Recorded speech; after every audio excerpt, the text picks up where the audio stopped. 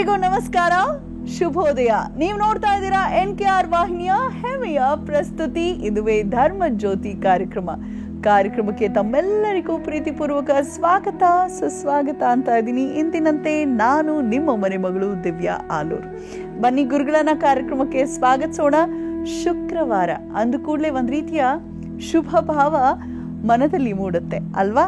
ಹಾಗಾಗಿ ಇವತ್ತೇನೆಲ್ಲ ವಿಚಾರಗಳನ್ನ ನಮ್ಮ ಜೊತೆ ಹಂಚ್ಕೊಳ್ತಿದ್ದಾರೆ ಅಂತ ಕೇಳೋಣ. ಅದಕ್ಕೂ ಮುನ್ನ ಸ್ವಾಗತಿಸೋಣ ಗುರುಗಳನ್ನ. ನಾಡಿನ ಹೆಸರಾಂತ ಜ್ಯೋತಿಷಿಗಳು, ವೇದಾಗಮ ಪಂಡಿತರು, ಆಧ್ಯಾತ್ಮಿಕ ಚಿಂತಕರು ಆದಂತಹ ವಾಚಸ್ಪತಿ ಗುರುಗಳೇ ನಮಸ್ಕಾರ. ಕಾರ್ಯಕ್ರಮಕ್ಕೆ ಹೃತ್ಪೂರ್ವಕ ಸ್ವಾಗತ. ನಮಸ್ಕಾರ ಮತ್ತು ಧನ್ಯವಾದ ಗುರುಗಳೇ. ಕಾರ್ಯಕ್ರಮ ಪ್ರಾರಂಭ ಮಾಡೋಣ ಶ್ಲೋಕ ಜೊತೆಗೆ ಪಂಚಾಂಗ ಶ್ರವಣದೊಂದಿಗೆ. ಓಂ ನಮಃ ಶಾಂತಾಯ ದಿವ್ಯಾಯ ಸತ್ಯಧರ್ಮ ಸ್ವರೂಪಿಣೆ ಸ್ವಾನಂದಾಮೃತ ತೃಪ್ತಾಯ ಶ್ರೀಧರಾಯ ನಮೋ ನಮಃ. ಓಂ. ಇವತ್ತು ಸ್ವಸ್ತಿ ಶ್ರೀ ವಿಶ್ವಾವಸುನಾಮ ಸಂವತ್ಸರದ ದಕ್ಷಿಣಾಯನ ವರ್ಷ ಋತು ಭಾದ್ರಪದ ಮಾಸ ಕೃಷ್ಣ ಪಕ್ಷದ ತ್ರಯೋದಶಿಯ ದಿವಸ ಶುಕ್ರವಾರ. ಇವತ್ತು ಮಘ ನಕ್ಷತ್ರ ಇದೆ. ಹಾಗೇನೆ ಸಿದ್ಧ ನಾಮಕ ಯೋಗ ಮತ್ತು ಗರಜ ಕರಣ ಇರತಕ್ಕಂಥದ್ದು ಇದು ಇವತ್ತಿನ ಪಂಚಾಂಗ. ಇದರ ಜೊತೆಯಲ್ಲಿ ಇವತ್ತಿನ ಗ್ರಹ ಸ್ಥಿತಿಯ ಕಡೆ ಗಮನ ಹರಿಸೋಣ. ಇವತ್ತು ಮೇಷ ವೃಷಭ ರಾಶಿಯಲ್ಲಿ ಯಾವುದೇ ಗ್ರಹಗಳ ಸಂಚಾರ ಇಲ್ಲ. ಮಿಥುನದಲ್ಲಿ ಗುರು, ಕರ್ಕಾಟಕದಲ್ಲಿ ಯಾವುದೇ ಗ್ರಹ ಸಂಚಾರ ಇಲ್ಲ. ಸಿಂಹದಲ್ಲಿ ಚಂದ್ರ, ಶುಕ್ರ ಮತ್ತು ಕೇತು, ಕನ್ಯಾ ರಾಶಿಯಲ್ಲಿ ರವಿ ಮತ್ತು ಬುಧ, ತುಲಾ ರಾಶಿಯಲ್ಲಿ ಮಂಗಳ ಇರತಕ್ಕಂತಹದ್ದು. ವೃಶ್ಚಿಕ, ಧನು, ಮಕರ 3 ರಾಶಿಯಲ್ಲಿ ಯಾವುದೇ ಗ್ರಹ ಸಂಚಾರ ಇಲ್ಲ. ಹಾಗೆ ಕುಂಭ ರಾಶಿಯಲ್ಲಿ ರಾಹು ಮತ್ತು ಮೀನ ರಾಶಿಯಲ್ಲಿ ಶನೈಶ್ಚರ ಇರತಕ್ಕಂತಹದ್ದು. ಇದು ಇವತ್ತಿನ ಗ್ರಹ ಸ್ಥಿತಿ. ಇನ್ನು 2 ದಿನಗಳಲ್ಲಿ, ಅರ್ಥಾತ್ ನಾಳೆ ಶನಿವಾರ, ನಾಡಿದ್ದು ಭಾನುವಾರ ದಿನ ಏನಿದೆ, ಮಹಾಲಯ ಅಮಾವಾಸ್ಯೆ, ಪಿತೃಪಕ್ಷ ಮುಕ್ತಾಯ ಆಗ್ಬಿಡತ್ತೆ. ಹಾಗಾಗಿ ಒಂದು ಸೂಚನೆ ಏನಂತಂದರೆ, ದಯಮಾಡಿ ಯಾರು ಪಿತೃಕಾರ್ಯಗಳನ್ನು ಮಾಡದೆ ಹಾಗೆ ಪೆಂಡಿಂಗ್ ಇಟ್ಕೊಂಡಿದ್ದೀರಿ ಅಂಥವರು ಪಿತೃಕಾರ್ಯಗಳನ್ನು ಮಾಡಲಿಕ್ಕೆ ಇನ್ನು 2 ದಿವಸ ಅವಕಾಶ ಇದೆ.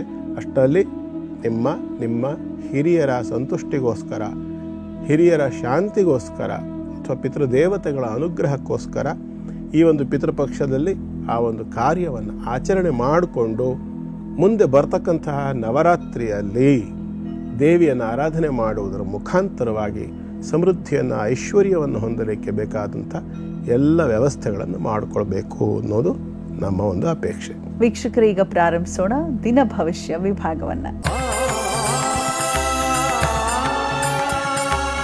ಈಗ ಮೊದಲು ಮೇಷರಾಶಿ. ಮೇಷರಾಶಿಯವರಿಗೆ ಇವತ್ತಿನ ದಿನ ತಕ್ಕಮಟ್ಟಿಗೆ ಚೆನ್ನಾಗಿದೆ. ಪಂಚಮದಲ್ಲಿರತಕ್ಕಂತಹ ಶುಕ್ರ ಚಂದ್ರ ಕೇತುವಿನ ಯೋಗ, ಅರ್ಥಾತ್ ವ್ಯಾಪಾರ ವ್ಯವಹಾರಗಳಲ್ಲಿ ಸಾಕಷ್ಟು ಅಭಿವೃದ್ಧಿಯನ್ನು ನಿರೀಕ್ಷೆ ಮಾಡಬಹುದು. ವಿದ್ಯಾರ್ಥಿಗಳಿಗೆ ವಿದ್ಯಾಭ್ಯಾಸದಲ್ಲಿ ಅಭಿವೃದ್ಧಿಯನ್ನು ನೋಡಬಹುದು. ಆರೋಗ್ಯದಲ್ಲಿ ಅಭಿವೃದ್ಧಿಯನ್ನು ಗಮನಿಸಬಹುದಾಗಿರುತ್ತೆ. ಉದ್ಯೋಗದಲ್ಲಿರ್ತಕ್ಕಂಥವರಿಗೆ ಕೂಡ ಲಾಭಾಂಶಗಳನ್ನು ನೋಡಬಹುದಾಗಿರುತ್ತೆ. ಒಳ್ಳೆಯ ಒಂದು ಫಲ ಅದು. ಶುಕ್ರ ಮತ್ತು ಚಂದ್ರ ಕೇತುಗ್ರಸ್ತರಾಗಿ ಅಥವಾ ಆ ಒಂದು 3 ಗ್ರಹಗಳ ಒಂದು ಯೋಗ ಪಂಚಮದಲ್ಲಿದ್ದಾಗ ಸಾಕಷ್ಟು ಉತ್ತಮವಾದಂಥ ಫಲಗಳು, ವ್ಯಾಪಾರ ಮತ್ತು ಧನ ಎರಡಕ್ಕೂ ಸಂಬಂಧಪಟ್ಟಂತಹ ವೃದ್ಧಿಯನ್ನು ಗ್ರಹಿಸಬಹುದಾಗಿರುತ್ತೆ. ಆದರೆ ಚಂದ್ರ ಬಲಹೀನನಾಗಿರೋದರಿಂದ ಉಮಾಂಚೈವ ನಿಶಾಪತಿಂ ಅಂತ ಹೇಳ್ತಾರೆ. ಪಾರ್ವತಿಯನ್ನು ಆರಾಧನೆ ಮಾಡುವುದರ ಮುಖಾಂತರವಾಗಿ ಆ ಕ್ಷೀಣಚಂದ್ರ ಬಾಧೆಯನ್ನು ಕಳ್ಕೊಂಡ ಪಕ್ಷದಲ್ಲಿ ಆ ಚಂದ್ರನಿಗೆ ಬಲ ಅಂತಕ್ಕಂಥದ್ದು ಪ್ರಾಪ್ತಿಯಾದಾಗ ಸಾಕಷ್ಟು ಸಂಪತ್ತು, ಭೂಮಿ ಇತ್ಯಾದಿಗಳನ್ನೆಲ್ಲ ಪ್ರಾಪ್ತಿ ಮಾಡಿಕೊಳ್ಳಿಕ್ಕೆ ಬೇಕಾದ ಒಂದು ವ್ಯವಸ್ಥೆ ಆಗ್ತದೆ. ಆರಾಧನೆ ಮಾಡ್ಕೊಳ್ಳಿ. ಉಮಾಂಚೈವ ನಿಶಾಪತಿಂ, ಉಮಾದೇವಿ ಅರ್ಥಾತ್ ಪಾರ್ವತಿಯನ್ನ ಆರಾಧನೆ ಮಾಡಿಕೊಂಡು ನಿಮ್ಮ ದಿನವನ್ನು ಇನ್ನಷ್ಟು ಶುಭಕರವನ್ನಾಗಿ ಮಾಡಿಕೊಳ್ಳಿ ಅಂತ ಹಾರೈಸ್ತೇನೆ. ಶುಭವಾಗಲಿ. ಮುಂದೆಂದು ವೃಷಭ ರಾಶಿ. ವೃಷಭ ರಾಶಿಯವರಿಗೆ ಕೂಡ ಇವತ್ತಿನ ದಿನ ಚೆನ್ನಾಗಿದೆ. ಸ್ವಲ್ಪ ತಾಯಿಯ ಆರೋಗ್ಯದ ಕಡೆ ಗಮನ ಕೊಡಬೇಕಾಗಿ ಬರ್ತದೆ. ವಿಶೇಷವಾಗಿ ವೃಷಭ ರಾಶಿಯ ಏನಿದ್ದೀರಿ, ವೃಷಭ ರಾಶಿಯವರು, ನಿಮ್ಮ ತಾಯಿಗೆ ಗರ್ಭ ಸಂಬಂಧ ಅಥವಾ ಗರ್ಭಕೋಶ ಸಂಬಂಧಿತವಾಗಿ, ಶುಕ್ರ ಅಂತಂದರೆ ಅಂಡಾಶಯ ಅಂತ ನಾವು ಗ್ರಹಿಸಬಹುದಾಗಿರುತ್ತೆ. ಹಾಗಾಗಿ ಆ ವಿಷಯಗಳಲ್ಲಿ ವಿಶೇಷವಾಗಿ ತಿಂಗಳ ಋತುಚಕ್ರ ಇರಬಹುದು ಅಥವಾ ಗರ್ಭಾಶಯ, ಗರ್ಭಕೋಶ, ಅಂಡಾಶಯಕ್ಕೆ ಸಂಬಂಧಪಟ್ಟತಕ್ಕಂಥ ಸಮಸ್ಯೆ ಏನಾದರೂ ಇದ್ದ ಪಕ್ಷದಲ್ಲಿ ವೃಷಭ ರಾಶಿಯವರ ತಾಯಿಗೆ ಈ ಒಂದು ಸಮಸ್ಯೆ ಅಂತಕ್ಕಂಥದ್ದು ಇದ್ದರೆ ದಯವಿಟ್ಟು ಅದಕ್ಕೆ ಬೇಕಾಗಿರ್ತಕ್ಕಂಥ ಒಂದು ಚಿಕಿತ್ಸೆ ಇತ್ಯಾದಿಗಳನ್ನು ಮಾಡಿಸಿ. ಕಾರಣ ಅಲ್ಲಿಂದ 3ನೇ ರಾಶಿಯಲ್ಲಿ ಮಂಗಳ ಇರೋದರಿಂದ ಸರ್ಜರಿ ಕೂಡ ಕೆಲವರಿಗೆ ಬೇಕಾಗಬಹುದು. ಇನ್ನು ಕೆಲವರಿಗೆ ತೀರ ವಿಪರೀತವಾಗಿರ್ತಕ್ಕಂಥ ಸಮಸ್ಯೆ ಇದ್ದ ಪಕ್ಷದಲ್ಲಿ ಗರ್ಭಾಶಯವನ್ನು ತೆಗೆಯಬೇಕಾಗಿ ಕೂಡ ಬರಬಹುದು. ಹಾಗಾಗಿ ಸ್ವಲ್ಪ ಎಚ್ಚರಿಕೆ ಬೇಕು. ಮೇಲೆ ರಾಹು ಇರೋದ್ರಿಂದ ಆದಷ್ಟು ಈ ವಿಭಾಗದಲ್ಲಿ ಸಮಸ್ಯೆ ಇರ್ತಕ್ಕಂಥವ್ರು ದಯವಿಟ್ಟು ಯಾರೂ ಕೂಡ ನೆಗ್ಲೆಕ್ಟ್ ಮಾಡಬೇಡಿ, ತಾತ್ಸಾರ ಮಾಡಬೇಡಿ, ಸ್ವಲ್ಪ ಗಮನ ಕೊಟ್ಟು ಅದನ್ನು ಸರಿ ಮಾಡಿಕೊಂಡ್ರೆ ಬಹಳ ಒಳ್ಳೆಯದು. ಇದರ ಜೊತೆಯಲ್ಲಿ ಆ ವಿಷಯಕ್ಕೆ ಸಂಬಂಧಪಟ್ಟತಕ್ಕಂಥ ದೇವತೆ ಕೃಷ್ಣ, ಗರ್ಭರಕ್ಷಕ ಅಂತ ಹೇಳ್ತಾರೆ ಅವನನ್ನು. ಹಾಗಾಗಿ ಶ್ರೀಕೃಷ್ಣನನ್ನು, ಕೃಷ್ಣನ ಅಷ್ಟೋತ್ತರಗಳು, ಶ್ರೀಕೃಷ್ಣ ಕಮಲಾನಾಥೋ ವಾಸುದೇವ ಸನಾತನಃ ಅಂತ ಬರುತ್ತೆ. ಆ ಒಂದು ಕೃಷ್ಣನ ಅಷ್ಟೋತ್ತರವನ್ನು ಹೇಳ್ಕೊಳ್ಳೋದ್ರಿಂದ ಕೂಡ ಸ್ವಲ್ಪ ಮಟ್ಟಿಗೆ ಸಮಾಧಾನ ಅಂತಕ್ಕಂಥದ್ದು ಪ್ರಾಪ್ತಿಯಾಗತ್ತೆ. ಶುಭವಾಗಲಿ. ಮುಂದೆಂದು ಮಿಥುನ ರಾಶಿ. ಮಿಥುನ ರಾಶಿಯವರಿಗೆ ಇವತ್ತಿನ ದಿನ ತಕ್ಕಮಟ್ಟಿಗೆ ಉತ್ತಮವಾಗಿದೆ. ಧನಾಧಿಪತಿ ತೃತೀಯದಲ್ಲಿ ಬಂದಿರತಕ್ಕಂಥದ್ದು, ಪ್ರಯತ್ನಪಟ್ಟು ಸಂಪಾದನೆ ಮಾಡ್ತಕ್ಕಂಥವರು, ಯತ್ನಪೂರ್ವಕವಾಗಿ ದೈಹಿಕವಾಗಿರ್ತಕ್ಕಂಥ ಪರಿಶ್ರಮವನ್ನು ಹಾಕಿ ಸಂಪಾದನೆ ಮಾಡ್ತಕ್ಕಂಥವ್ರು, ಕಠಿಣವಾದಂಥ ಕೆಲಸಗಳನ್ನು ಮಾಡ್ತಕ್ಕಂಥವ್ರು, ಕಟ್ಟಡ ಕಾರ್ಮಿಕರು, ಮತ್ತು ಪೌರ ಕಾರ್ಮಿಕರು ಇತ್ಯಾದಿಗಳೇನಿದ್ದಾರೆ ಅಂಥವರಿಗೆಲ್ಲ ಇವತ್ತು ಬಹಳ ಉತ್ತಮವಾದಂಥ ಒಂದು ದಿನ. ಹೊಸದಾಗಿರ್ತಕ್ಕಂಥ ಸಂಪತ್ತು ಪ್ರಾಪ್ತಿಯಾಗಲಿಕ್ಕೆ ಅಥವಾ ಹೊಸ ರೂಪದಲ್ಲಿ ಹೊಸ ರೀತಿಯ ಸಂಪಾದನೆಗಳನ್ನು ಮಾಡಿಕೊಳ್ಳಲಿಕ್ಕೆ ಎಲ್ಲದಕ್ಕೂ ಕೂಡ ಬಹಳ ಪ್ರಶಸ್ತವಾಗಿರ್ತಕ್ಕಂಥ ದಿನ ಅಂತ ಹೇಳಬಹುದು. ಹಾಗಂತ ಇನ್ವೆಸ್ಟ್ಮೆಂಟ್ ಇತ್ಯಾದಿಗಳು ಮಾಡ್ತಕ್ಕಂಥದ್ದು ಅಷ್ಟು ಸೂಕ್ತವಲ್ಲ. ಆರ್ಥಿಕವಾಗಿರ್ತಕ್ಕಂಥ ಹೂಡಿಕೆಯನ್ನು ಆದಷ್ಟು ಸ್ವಲ್ಪ ಮುಂದೆ ತಳ್ಳೋದು ತುಂಬ ಒಳ್ಳೆಯದು. ಇನ್ನು ಮಿಥುನ ರಾಶಿಯವರಿಗೆ ಬಾಧೆ ಅಥವಾ ಸಮಸ್ಯೆ ಅಂತಕ್ಕಂಥದ್ದು 9ನೇ ರಾಶಿಯಲ್ಲಿರ್ತಕ್ಕಂಥ ರಾಹು ಭಾಗ್ಯವನ್ನು ತಡೀತಾ ಇದ್ದಾನೆ, ಅಥವಾ ತಂದೆಗೆ ಸಂಬಂಧಪಡ್ತಕ್ಕಂಥ ಅನೇಕ ಸಮಸ್ಯೆಗಳನ್ನು ಸೂಚಿಸ್ತಾ ಇದ್ದಾನಲ್ಲ.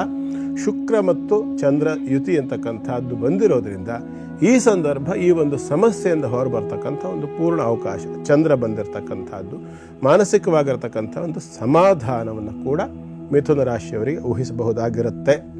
ಕೌಟುಂಬಿಕವಾಗಿರ್ತಕ್ಕಂಥ ಒಂದು ವ್ಯವಸ್ಥೆಯಲ್ಲಿ, ಯಾಕೆಂದ್ರೆ ದ್ವಿತೀಯಾಧಿಪತಿ ಕುಟುಂಬಾಧಿಪತಿ ತೃತೀಯದಲ್ಲಿ ರಾಹು ಶುಕ್ರ ಕೇತು ಇತ್ಯಾದಿ ಗ್ರಹ ಯುತಿಯನ್ನು ಬಂದಾಗ ಎಲ್ಲವೂ ಕೂಡ ಒಟ್ಟಾರೆ ನೋಡಿದಾಗ ಸಾಕಷ್ಟು ಕೌಟುಂಬಿಕವಾಗಿರ್ತಕ್ಕಂಥ ಹಳೆಯ ಸಮಸ್ಯೆಗಳೆಲ್ಲವೂ ಕೂಡ ಸ್ವಲ್ಪ ಮಟ್ಟಿಗೆ ಹದ್ಬಸ್ತಿ ಬಂದು ನಿವೃತ್ತಿಯಾಗಿ ನಿವಾರಣೆಯಾಗಿ ಒಂಥರ ಶಾಂತಿ ಅಥವಾ ಸುಖಮಯವಾಗಿರ್ತಕ್ಕಂಥ ಸಮಾಧಾನಕರವಾದಂಥ ವಾತಾವರಣ ಬರುವಂತೆ ಕಾಣಿಸ್ತದೆ. ಆದರೆ ಪಂಚಮದಲ್ಲಿ ಮಂಗಳ ಇರೋದರಿಂದ ಇದು ತಾತ್ಕಾಲಿಕವಾದ್ದು ಅನ್ನುವಂಥ ಒಂದು ಸಂಶಯ ಕೂಡ ಬರುತ್ತೆ. ಹಾಗಾಗಿ ಇಲ್ಲಿ ಕಾಳಿಯನ್ನು ಆರಾಧನೆ ಮಾಡಿಕೊಳ್ಬೇಕು. ಮಹಾಕಾಳಿಯನ್ನು ಆರಾಧನೆ ಮಾಡಿಕೊಂಡು ಅವಳ ಅನುಗ್ರಹವನ್ನು ಪ್ರಾಪ್ತವಾಗಿಕೊಂಡ್ರೆ ಸಾಕಷ್ಟು ಈ ಒಂದು ಫಲ ಏನು ಹೇಳಿದ್ದಲ್ಲ ಅದು ಶಾಶ್ವತವಾಗಿ ನಿಲ್ಲಲಿಕ್ಕೆ ಬೇಕಾದಂಥ ವ್ಯವಸ್ಥೆ ಆಗತ್ತೆ. ಪ್ರಯತ್ನ ಮಾಡಿ. ಶುಭವಾಗಲಿ. ಮುಂದೆಂದು ಕರ್ಕಾಟಕ ರಾಶಿ. ಕರ್ಕಾಟಕ ರಾಶಿಯವರಿಗೆ ಇವತ್ತಿನ ದಿನ ಚೆನ್ನಾಗಿದೆ. ರಾಶ್ಯಾಧಿಪತಿ ಮತ್ತು ಚತುರ್ಥಾಧಿಪತಿ ಮತ್ತು ಲಾಭಾಧಿಪತಿಗಳ ಯೋಗ, ಒಳ್ಳೆಯ ಒಂದು ಯೋಗ ಅದು. ಆದರೆ ನಿಮ್ಮ ರಾಶ್ಯಾಧಿಪತಿಗೆ ಶುಕ್ರ ಮಿತ್ರ ಅಲ್ಲ, ಅರ್ಕಚಂದ್ರವು ಅರಿ. ಸೂರ್ಯ ಮತ್ತು ಚಂದ್ರ ಇಬ್ಬರೂ ಕೂಡ ಶುಕ್ರನಿಗೆ ಶತ್ರುಗಳು. ಅದು ಅಲ್ಲದೆ ಅವನು ಸೂರ್ಯನ ಮನೆಯಲ್ಲೇ ಇರ್ತಕ್ಕಂಥ ಶುಕ್ರ. ಆದ್ದರಿಂದ ಸ್ವಲ್ಪ ಮಟ್ಟಿಗೆ ಕರ್ಕಾಟಕ ರಾಶಿಯವರಿಗೆ ಅನುಕೂಲ ಕಂಡರೂ ಮುಂದೆ ಅದರಿಂದ ಅನಾನುಕೂಲ ಆಗುತ್ತೆ ಅನ್ನುವಂಥ ಭಯ. ಕಾರಣ ಅಲ್ಲಿರ್ತಕ್ಕಂಥ ರಾಹುವಿನ ದೃಷ್ಟಿ. ಅನ್ಇಮ್ಯಾಜಿನಬಲ್ ಫಿಯರ್ ಅಂತ ಹೇಳ್ತಾರಲ್ಲ, ಏನು ಕಾರಣ ಗೊತ್ತಿಲ್ಲದೆ ಒಂಥರದ ಭಯ ಮಿಶ್ರಿತವಾಗಿರತಕ್ಕಂಥ ಮನಸ್ಥಿತಿಯಾಗಿ ಕಾಣಿಸುತ್ತೆ. ಹಾಗಾಗಿ ಚಿಂತೆ ಮಾಡ್ತಾ ಕೂತ್ರೆ, ಯಾಕೆಂದರೆ ಚಿಂತಾಯಾಶ್ಚ ತಿತಾಯಾಶ್ಚ ಬಿಂದು ಮಾತ್ರ ವಿಶಿಷ್ಯತೆ ಅಂತ ಹೇಳ್ತಾರೆ. ಹಾಗಾಗಿ ಆ ಒಂದು ಕೇವಲ ಒಂದು ಚುಕ್ಕಿಯಿಂದ ಚಿಂತೆ ಮತ್ತು ಚಿತೆಯ ವ್ಯತ್ಯಾಸ ಸಂಸ್ಕೃತದಲ್ಲಿ ಹೇಳುತ್ತೆ. ಹಾಗಾಗಿ ಸ್ವಲ್ಪ ಚಿಂತೆಗೆ ಕಡಿವಾಣವನ್ನು ಹಾಕಿ, ಯಾಕೆ ಅಂತಂದರೆ ಸಮಸ್ಯೆ ಬರೋದ್ರೊಳಗೆ ಎಲ್ಲೋ ಏನೋ ಬಂದ್ಬಿಟ್ರೆ ಕಷ್ಟ ಅಂಥೇಳಿ ನಾವು ಮೊದಲೇ ಅದನ್ನು ಚಿಂತೆ ಮಾಡ್ತಾ ಕೂರಬಾರ್ದು. ಹಾಗಂಥೇಳಿ ಎಚ್ಚರಿಕೆಯಲ್ಲೂ ಇರಬೇಕಾಗತ್ತೆ. ತಾತ್ಸಾರ ಕೂಡ ಮಾಡಬಾರ್ದು. ಹಾಗಾಗಿ ಏನು ಮಾಡಬೇಕು? ಅಲ್ಲಿ ಶುಕ್ರನಿಗಿರ್ತಕ್ಕಂಥದ್ದು ಕೇತುವಿನ ಯುತಿ ಚಂದ್ರನ ಜೊತೆಯಲ್ಲಿ. ಹಾಗಾಗಿ ಮಹಾಗಣಪತಿಯ ಆರಾಧನೆ, ಮಹಾಗಣಪತಿಯನ್ನು ಆರಾಧನೆ ಮಾಡಿಕೊಂಡು ಗರಿಕೆ ಮತ್ತು ಕೆಂಪು ಬಣ್ಣದ ಕಣಗಿಲ ಹೂವು, ನೆನ್ಪಿಟ್ಕೊಳ್ಳಿ, ಕೆಂಪು ಬಣ್ಣದ ಕಣಗಿಲ ಹೂವು ಮತ್ತು ಗರಿಕೆಯಿಂದ ಗಣಪತಿಗೆ ಅರ್ಚನೆ ಆರಾಧನೆಗಳನ್ನು ಸಲ್ಲಿಸಿ ಅವನ ಅನುಗ್ರಹವನ್ನು ಪಡ್ಕೊಂಡ್ರೆ ಈ ಸಮಸ್ಯೆಗಳೆಲ್ಲವೂ ಕೂಡ ಸಂಪೂರ್ಣವಾಗಿ ಪರಿಹಾರವಾಗುತ್ತೆ. ಶುಭವಾಗುತ್ತೆ. ಗುರುಗಳೇ, 3 ಕ್ಷೇತ್ರಗಳ ಬಗ್ಗೆ ಈ ಹಿಂದೆ ತಿಳಿಸ್ಕೊಟ್ಟಿದ್ದೀರಾ. 4ನೇ ಕ್ಷೇತ್ರ ಯಾವುದು? 4ನೇ ಕ್ಷೇತ್ರ ಯಾವುದು?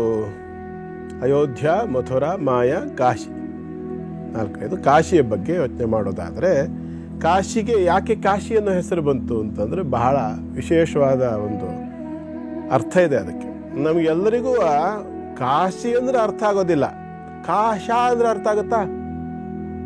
ಕಾಶ ಅಂದ್ರೂ ಅರ್ಥ ಆಗೋದಿಲ್ಲ. ಕಾಶದ ಹಿಂದೆ ಒಂದು ಅಕ್ಷರ ಸೇರಿಸ್ಬೇಕು, ಪ್ರ ಅಂತ. ಪ್ರಕಾಶ.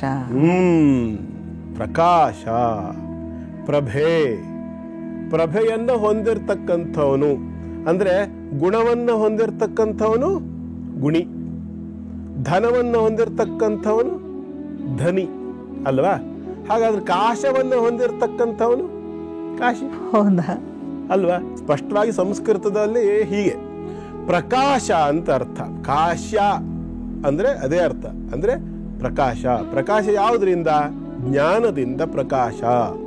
ಅಂದ್ರೆ ಎಗೇನ್ ಮತ್ತೆ ಇಲ್ಲಿ ಬರ್ತಕ್ಕಂಥದ್ದು ಆ ಮಾಯಾ ಹರಿದ್ವಾರ ವಿಷಯ ಬಂದಿತ್ತಲ್ಲ ನೆನ್ನೆ ಎಪಿಸೋಡ್ನಲ್ಲಿ. ಹಾಗೆ ಅಜ್ಞಾನದಿಂದ ಬಿಡಲ್ಪಟ್ಟು ಜ್ಞಾನದ ಪ್ರಕಾಶವನ್ನು ಹೊಂದಿ ಪ್ರಕಾಶಿಸುವಂತಹ ವ್ಯಕ್ತಿಗಳನ್ನ ಸೃಷ್ಟಿ ಮಾಡುವ ಜಾಗ ಅದು. ಅಂದರೆ ಸಹಸ್ರಾರು ವರ್ಷಗಳಿಂದ ಪುರಾಣ ಕಾಲದಲ್ಲಿ, ಮಹಾಭಾರತ ಕಾಲದಲ್ಲಿ ಕೂಡ ಕಾಶಿಯ ವರ್ಣನೆ ಅಂತಕ್ಕಂಥದ್ದು ಬರುತ್ತೆ. ಸುಮಾರು 6-7 ಸಾವಿರ ವರ್ಷಗಳ ಹಿಂದೆ ಕೂಡ ಮಹಾಭಾರತ ಕಾಲದಲ್ಲಿ, ನಾವು ಅದಕ್ಕಿಂತ ಹಿಂದೆ 800 ವರ್ಷಗಳ ಹಿಂದೆ ಅಂತ ಹೇಳ್ತಾರೆ, ಭೀಷ್ಮ ಹುಟ್ಟಿದ್ದು ಗಂಗಾತನಯನಾಗಿ. ಹಾಗೆ ಅದನ್ನೆಲ್ಲ ನಾವು ಎಷ್ಟು ಹಳೆಯ ಊರು ಹಾಗಾದರೆ ಕಾಶಿ ಅಂತ ಕೇಳಿದ್ರೆ, ಭೂಮಿಯ ಮೇಲೆ ಸೃಷ್ಟಿಯಾದ ನಂತರದಲ್ಲಿ ನೆಲೆಗೊಂಡಂಥ ಮೊದಲ ನಗರ ಅಂತ ಹೇಳ್ತಾರೆ ಕಾಶಿಯನ್ನು. ಭೂಮಿಯ ಮೇಲಿನ ಮೊದಲ ನಗರ ಅದು. ಅದಕ್ಕೆ ವಿಶ್ವಕ್ಕೆ ನಾಥ. ಹೌದು, ಅವನು ವಿಶ್ವನಾಥ ಅವನು. ಹಾಗಾಗಿ ಅಂಥದ್ದು ಕಾಶಿ. ಸದಾ ಕಾಲದಲ್ಲೂ ಕೂಡ ಅಲ್ಲಿ ಯಾವಾಗಲೂ ಜ್ಞಾನಿಗಳು, ತತ್ವಜ್ಞಾನಿಗಳು, ಮಹರ್ಷಿಗಳು, ತಪಸ್ವಿಗಳು, ಸಾಧಕರು, ಸಿದ್ಧ ಪುರುಷರು ಎಲ್ಲರೂ ಸಹ ಬಹುಶಃ ಸೃಷ್ಟಿಯಾಗೋದೇ ಅಲ್ಲಿ ಅಂತ ಅನ್ಸುತ್ತೆ. ನಾನು ವೈಯಕ್ತಿಕವಾಗಿ ನನ್ನ ಅನುಭವದ ಮೇಲೆ ಹೇಳಬೇಕು ಅಂತಂದರೆ, ಒಂದು ವರ್ಷದ ಹಿಂದೆ ನನಗೊಂದು ವಿಚಿತ್ರವಾದ ಒಂದು ಅನುಭವ ಆಯಿತು ಕಾಶಿಯಲ್ಲಿ. ಹೋದ ವರ್ಷ 2024ನೇ ಇಸ್ವಿ ಆಗಸ್ಟ್ ತಿಂಗಳ ಆರಂಭದಲ್ಲಿ ಕಾಶಿಗೆ ಹೋದಾಗ, ಆ ವಿಶ್ವನಾಥನ ಮುಂದೆ ನಿಂತು ಆ ವಿಶ್ವನಾಥ ಶಿವಲಿಂಗವನ್ನು ಹೀಗೆ ದರ್ಶನ ಮಾಡುವ ಸಂದರ್ಭದಲ್ಲಿ ಏನೋ ಒಂಥರ ಕಾಲಿಂದ ತಲೆ ತನಕ ಒಂಥರ ಎಲೆಕ್ಟ್ರಿಸಿಟಿ ಕರೆಂಟ್ ಹೊಡೆದಾಗ ಆದ ಅನುಭವ. ಆ ಅನುಭವ ಹೇಗೆ ಅಂದರೆ ಇಡೀ ಶರೀರ ನಡುಗ್ತಾ ಇತ್ತು, ಕಂಪಿಸ್ತಾ ಇತ್ತು. ನಂಗೆ ಅನುಭವಕ್ಕೆ ಬರ್ತಿದೆ ನಾನು ಕಂಪಿಸ್ತಾ ಇದ್ದೀನಿ ಅಂತ. ನನ್ನನ್ನು ನಾನು ಕಂಟ್ರೋಲ್ ಮಾಡ್ಕೊಳ್ಳೋಕ್ಕೆ ಆಗ್ತಾ ಇಲ್ಲ. ಆ ಕಂಪಿಸುವ ಮಟ್ಟ ಎಲ್ಲಿಗೆ ಹೋಯ್ತು ಅಂತಂದ್ರೆ, ಗಂಟಲು ಕಟ್ಟಿ ಒತ್ತಿ ಹಿಡಿದ ಹಾಗಾಗಿ ಉಸಿರಾಟಕ್ಕೆ ತೊಂದರೆ ಆಗ್ತಿಲ್ಲ. ಮತ್ತೆ ಗಂಟಲು ಕಟ್ಟಿ ಒತ್ತುತ್ತಾ ಇದೆ, ಕಣ್ಣಿನಿಂದ ನೀರು ಇಳಿತಾ ಇದೆ, ಧಾರಾಕಾರವಾಗಿ ದೀರ್ಘವಾಗಿ ಉಸಿರಾಡ್ತಾ ಇದ್ದೀನಿ. ಆದರೆ ಶರೀರಕ್ಕೆ ಒಂಥರ ಖುಷಿ ಆಗ್ತಿದೆ. ವಿಚಿತ್ರವಾದ ಅನುಭವ. ನನಗೆ ಆ ಥರ ಆದರೆ ಸಂಕಟ ಆಗಬೇಕು, ಭಯ ಆಗಬೇಕಲ್ವ, ಏನೂ ಆಗಲಿಲ್ಲ. ಬದಲಾಗಿ ಸಂತೋಷ, ಖುಷಿ, ಆನಂದ ಎಲ್ಲ ಒಟ್ಟೊಟ್ಟಿಗೆ ಆಗ್ಬಿಟ್ಟು ಒಂಥರ ವಿಚಿತ್ರ ಸ್ಥಿತಿಗೆ, ಅಂದ್ರೆ ದಿವ್ಯಾನುಭವ ಅಂತ ಹೇಳ್ಬೋದು. ದಿವ್ಯಾನುಭವ ಅಂತ ಹೇಳ್ಬಹುದು. ಅಂಥ ಒಂದು ಅದ್ಭುತವಾಗಿರತಕ್ಕಂಥ ಒಂದು ಅನುಭವ ನನಗೆ ವೈಯಕ್ತಿಕವಾಗಿ ಆಯಿತು. ಅಂದರೆ ಒಂದು ವಿಷಯ ಅಂತೂ ಸ್ಪಷ್ಟ, ಕಾಶಿಯಲ್ಲಿ ಏನೋ ಇದೆ, ಏನೋ ಅದ್ಭುತ ವೈಬ್ರೇಷನ್ ಏನೋ ಇದೆ. ಏನಿದೆ ಗೊತ್ತಿಲ್ಲ, ಆದ್ರೆ ಒಂದಂತೂ ಸತ್ಯ, ಏನೋ ಇದೆ. ಆ ಗಂಗಾ ನದಿಯಲ್ಲಿ ಪ್ರತಿನಿತ್ಯ 10 ಹೆಣಗಳನ್ನು, ಅರ್ಧ ಸುಟ್ಟಿದ್ದು ಮುಕ್ಕಾಲು ಸುಟ್ಟಿದ್ದು ಹೆಣವನ್ನ ಆ ಗಂಗಾ ನದಿಯ ನೀರಿಗೆ ಬಿಸಾಡ್ತಾರೆ. ಕೆಳಗಡೆ ಇರತಕ್ಕಂಥದ್ದು ಒಂದು ಘಾಟ್, ಮೇಲ್ಗಡೆ ಇರತಕ್ಕಂಥದ್ದು ಒಂದು ಘಾಟ್. 106 ಘಾಟುಗಳಿದ್ದಾವೆ ಕಾಶಿಯಲ್ಲಿ, ಸ್ನಾನಘಟ್ಟಗಳು. ಒಂದು ಘಾಟ್ನ ಹೆಸರು ವಾರಣ, ಮತ್ತೊಂದು ಘಾಟ್ನ ಹೆಸರು ಅಸಿ ಘಾಟ್. ಈ ವಾರಣ ಮತ್ತು ಅಸಿ ಎರಡನ್ನು ಸೇರಿ ಆಗಿರ್ತಕ್ಕಂಥ ನಗರ ಆದ್ರಿಂದ ವಾರಣಾಸಿ. ಜ್ಞಾನದ ಪ್ರಕಾಶವನ್ನು ಕೊಡೋದಾದ್ರಿಂದ ಕಾಶಿ. ಹೀಗೆ ಇನ್ನು ಅನೇಕ ಹೆಸರುಗಳಿದೆ. ಬನಾರಸ್ ಅಂತ ಇದೆ, ಅವಿಮುಕ್ತ ಕ್ಷೇತ್ರ. ಅವಿ ಅಂದ್ರೆ ಪಾಪ ಅಂತ, ಅವಿಮುಕ್ತಕ ಅಂತ, ಪಾಪದಿಂದ ಬಿಡುಗಡೆಯನ್ನು ಹೊಂದತಕ್ಕಂಥದ್ದು ಅಂತ ಅವಿಮುಕ್ತಕ ಕ್ಷೇತ್ರ. ಮಹಾಸ್ಮಶಾನ. ಒಂದು ಕಾಲದಲ್ಲಿ ಅಲ್ಲಿ ರಾಕ್ಷಸರ ಹಾವಳಿ ಜಾಸ್ತಿ ಆಗಿದ್ದಂತಹ ಸಂದರ್ಭದಲ್ಲಿ ಮಹಾವಿಷ್ಣು ಸುದರ್ಶನ ಚಕ್ರವನ್ನ ಬಿಟ್ಟು ಇಡೀ ಕಾಶಿಯನ್ನ ಸಂಪೂರ್ಣವಾಗಿ ಸುಟ್ಟು ಬೂದಿ ಮಾಡಿದ ಅಂತ ಬರುತ್ತೆ. ಪುರಾಣದಲ್ಲಿ ಒಂದು ಕಥೆ ಬರುತ್ತೆ. ಎಲ್ಲ ಸಂಪೂರ್ಣ ನಿರ್ನಾಮವಾಗಿ ಹೋದ್ರು. ಆದ್ರಿಂದ ಅದು ಮಹಾಸ್ಮಶಾನ ಅಂತ ಕೂಡ ಆ ಜಾಗವನ್ನು ಕರೀತಾರೆ. ಇಂತಹ ಒಂದು ಅದ್ಭುತವಾದಂತಹ ಕ್ಷೇತ್ರವಾಗಿರುವ ಈ ಕಾಶಿಯಲ್ಲಿ ಹರಿಯುವಂತಹ ಭಾಗೀರಥಿ ಅಥವಾ ಗಂಗಾ ನದಿಯಲ್ಲಿ ಒಂದು ವಿಶೇಷತೆ ಇದೆ. ಏನಂತ ಅಂತಂದ್ರೆ, ನಾವು ಹರಿದ್ವಾರದಲ್ಲಿ ಸ್ನಾನ ಮಾಡಿದ್ರೆ ಗಂಗಾ ನದಿಯಲ್ಲಿ ಕೈ ಇಡ್ಲಿಕ್ಕೆ ಆಗೋದಿಲ್ಲ, ಅಷ್ಟು ತಣ್ಣಗೆ, ಫ್ರಿಡ್ಜ್ ನೀರಿಗಿಂತಲೂ ತಣ್ಣಗೆ ಇರ್ತದೆ ಹರಿದ್ವಾರದಲ್ಲಿ. ಅದೇ ಗಂಗೆ ಕಾಶಿಯಲ್ಲಿ ಚಳಿಗಾಲದಲ್ಲಿ ಬೆಳಿಗ್ಗೆ 4 ಗಂಟೆಗೆ ಹೋಗಿ ನೀವು ಗಂಗಾ ನದಿ ಒಳಗಡೆ ಕಾಲಿಟ್ಟರೆ ಹೊರಗಿನ ವಾತಾವರಣದಲ್ಲಿ 6 ಡಿಗ್ರಿ 7 ಡಿಗ್ರಿ ಟೆಂಪರೇಚರ್ ಇದ್ರೆ ಆ ಗಂಗಾ ನದಿ ನೀರು ಬಿಸಿ ಅಂತ ಅನಿಸ್ತದೆ. ಅದೇ ಗಂಗಾ ನದಿ, ಚಳಿ ಆಗೋದಿಲ್ಲ. ಗಂಗಾ ನದಿಯಲ್ಲಿ, ಕಾಶಿಯಲ್ಲಿ ಗಂಗಾ ನದಿಯಲ್ಲಿ ಸ್ನಾನ ಮಾಡುವಾಗ ಚಳಿ ಆಗೋದಿಲ್ಲ. ಯಾವುದೇ ಕಾಲದಲ್ಲಿ ಹೋಗಿ ಕಾಶಿ ಗಂಗಾ ನದಿ ವಿಶೇಷ. ಹಾಗೆ ಅದರ ಜೊತೆಯಲ್ಲಿ ಅಷ್ಟು ಇಡೀ ಊರಿನ, ಬಹುಶಃ ಈಗ ಸ್ವಲ್ಪ ಸಾಕಷ್ಟು ಅಭಿವೃದ್ಧಿ ಆಗಿದೆ, ರಾಮತೇರಿ ಗಂಗಾ ಮೈಲಿ ಹೋಗಯ್ಯ ಅಂತ ಹೇಳ್ತಾರಲ್ಲ, ಆ ಒಂದು ಮೈಲಿಗೆಯನ್ನು ತೆಗೆದು ಆ ನದಿಯನ್ನು ಶುದ್ಧ ಮಾಡ್ತಕ್ಕಂಥ ಒಂದು ಕಾರ್ಯ ಕೂಡ ತುಂಬಾ ಅದ್ಭುತವಾಗಿ ನಡೀತಾ ಇದೆ. ಆದರೂ ಆ ಗಂಗಾ ನದಿಯಲ್ಲಿ ಸಾಕಷ್ಟು ಒಂದು ಕಶ್ಮಲಗಳು, ಮಲಿನತೆ ಅಂತಕ್ಕಂಥದ್ದನ್ನು ನಾವು ನೋಡ್ಬೋದಾಗಿರುತ್ತೆ. ಆದರೂ ಆ ಗಂಗಾ ನದಿಯಲ್ಲಿ ಸ್ನಾನ ಮಾಡಿ ಬಂದರೆ ಯಾವುದೇ ವೈರಸ್ ನಮ್ಮ ಶರೀರಕ್ಕೆ ಪ್ರವೇಶ ಮಾಡೋದಿಲ್ಲ. ಏನು ಹಾಗಾದ್ರೆ? ಬೇರೆ ಒಂದು ಬಾಟಲ್ನಲ್ಲಿ ತುಂಬಿಡಿ ನೀರನ್ನ. ನಾನು 2024 ಆಗಸ್ಟ್ ತಿಂಗಳಲ್ಲಿ ತಂದ ನೀರು ಈಗಲೂ ಇದೆ, ಬಾಟ್ಲಲ್ಲಿ ತುಂಬಿಟ್ಟಿರೋದು, ಏನೂ ಆಗಿಲ್ಲ, ಹಾಗೇ ಇದೆ. ಹಾಗಾದರೆ ಆ ಗಂಗಾ ನದಿಯ ನೀರಿನಲ್ಲಿ ಏನೋ ವಿಶೇಷತೆ ಇದೆ. ಮಹಾತ್ಮರೆಲ್ಲ ಏನು ಹೇಳ್ತಾರೆ ಅಂತಂದ್ರೆ, ನೀರುಗಳಲ್ಲಿ, ನದಿಯ ನೀರುಗಳಲ್ಲಿ ಅತ್ಯಂತ ಶ್ರೇಷ್ಠವಾದ ನದಿಯ ನೀರು ಯಾವುದು ಅಂತ ಕೇಳಿದ್ರೆ ಯಮುನಾ ನದಿಯ ನೀರು ಅಂತ ಹೇಳ್ತಾರೆ. ಯಾಕೆ ಸ್ವಾಮಿ ಗಂಗಾ ನದಿ ಬಹಳ ಪವಿತ್ರ ಅಂತ ಹೇಳ್ತೀರಾ ನೀವು, ಯಮುನಾ ನದಿ ನೀರು ಬಹಳ ಶ್ರೇಷ್ಠ ಅಂತ ಹೇಳ್ತೀರಲ್ಲ ಅಂತ ಕೇಳಿದ್ರೆ, ಗಂಗಾ ನದಿಯ ನೀರು ಅದು ನೀರಲ್ಲಪ್ಪ, ಅದು ಅಮೃತ. ಅದು ನೀರಿಗೆ ಹೋಲಿಸ್ಬೇಡಿ ಅದನ್ನ. ಅಂತಹ ಗಂಗಾ ನದಿ ಈ ಒಂದು ಕಾಶಿ ಕ್ಷೇತ್ರ ಅವಿಮುಕ್ತಕ ಅಂತ ಹೇಳಿ ಹೆಸರನ್ನ ಪಡೆದಿದೆ. ಹಾಗಾಗಿ ಕಾಶಿ ಕ್ಷೇತ್ರ ಈ 7 ಮೋಕ್ಷದಾಯಕ ನಗರಗಳಲ್ಲಿ 4ನೇ ನಗರವಾಗಿರತಕ್ಕಂಥದ್ದು. ಹಿಂದೆ ಕಾಶಿಯ ಒಂದು ಮಹಾತ್ಮೆ ತಿಳಿಸ್ತಕ್ಕಂಥ ಸಂದರ್ಭದಲ್ಲಿ ವಿಶ್ವನಾಥ, ಸತೀದೇವಿ, ಪಾರ್ವತಿ ಎಲ್ಲ ವಿಚಾರಗಳನ್ನು ನಾನು ತಿಳಿಸಿದ್ದೇನೆ, ಮತ್ತೆ ಪುನರಾವೃತ್ತಿ ಅಗತ್ಯ ಇಲ್ಲ ಅನ್ಕೋತೀನಿ. ಎಲ್ಲರ ಮನೆಯಲ್ಲೂ ಒಂದು ಚೂರಾದ್ರೂ ಗಂಗಾ ಜಲ ಇಟ್ಟೇ ಇರ್ತಾರೆ. ಕಾರಣ ಅದು ಬೇರೆ ಸಮಯದಲ್ಲಿ ಬಳಸ್ಲಿಕ್ಕಲ್ಲ, ಯಾರಾದ್ರೂ ದೇಹತ್ಯಾಗ ಮಾಡ್ತಿದ್ದಾರೆ ಆ ಸಮಯದಲ್ಲಿ ಬಹಳ ಪವಿತ್ರವಾದ ಗಂಗಾ ಜಲ ಹಾಕ್ಲೇಬೇಕು ಅನ್ನೋದು ನಮ್ಮ ಹಿಂದೂ ಧರ್ಮದ ಹಿರಿಯರು ಹೇಳ್ಕೊಟ್ಟಿರುವಂತ ಒಂದು ಏನು ಆಚರಣೆ ಹೇಳ್ಬೋದು.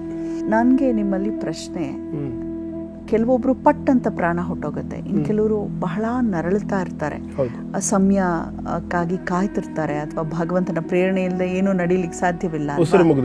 ಹೌದು, ಅಂತಹ ಸಂದರ್ಭದಲ್ಲಿ ಗಂಗಾ ಜಲ ಮಾತ್ರವೇ ನಾವು ಬಾಯಿಗೆ ಹಾಕ್ಬೇಕು, ಅಂದ್ರೆ ಉಸಿರು ಹೋಗ್ತಿದೆ ಅಂತ ಭಾಸವಾದಂತಹ ಸಂದರ್ಭದಲ್ಲಿ ಗಂಗಾ ಜಲ ಮಾತ್ರ ಹಾಕ್ಬೇಕಾ ಅಥವಾ ಬೇರೆ ಇನ್ನೇನನ್ನು ಹಾಕ್ಬೇಕು, ಮತ್ತು ಯಾಕೆ ಹಾಕುವಂತ ಒಂದು ಆಚರಣೆ ಇದೆ?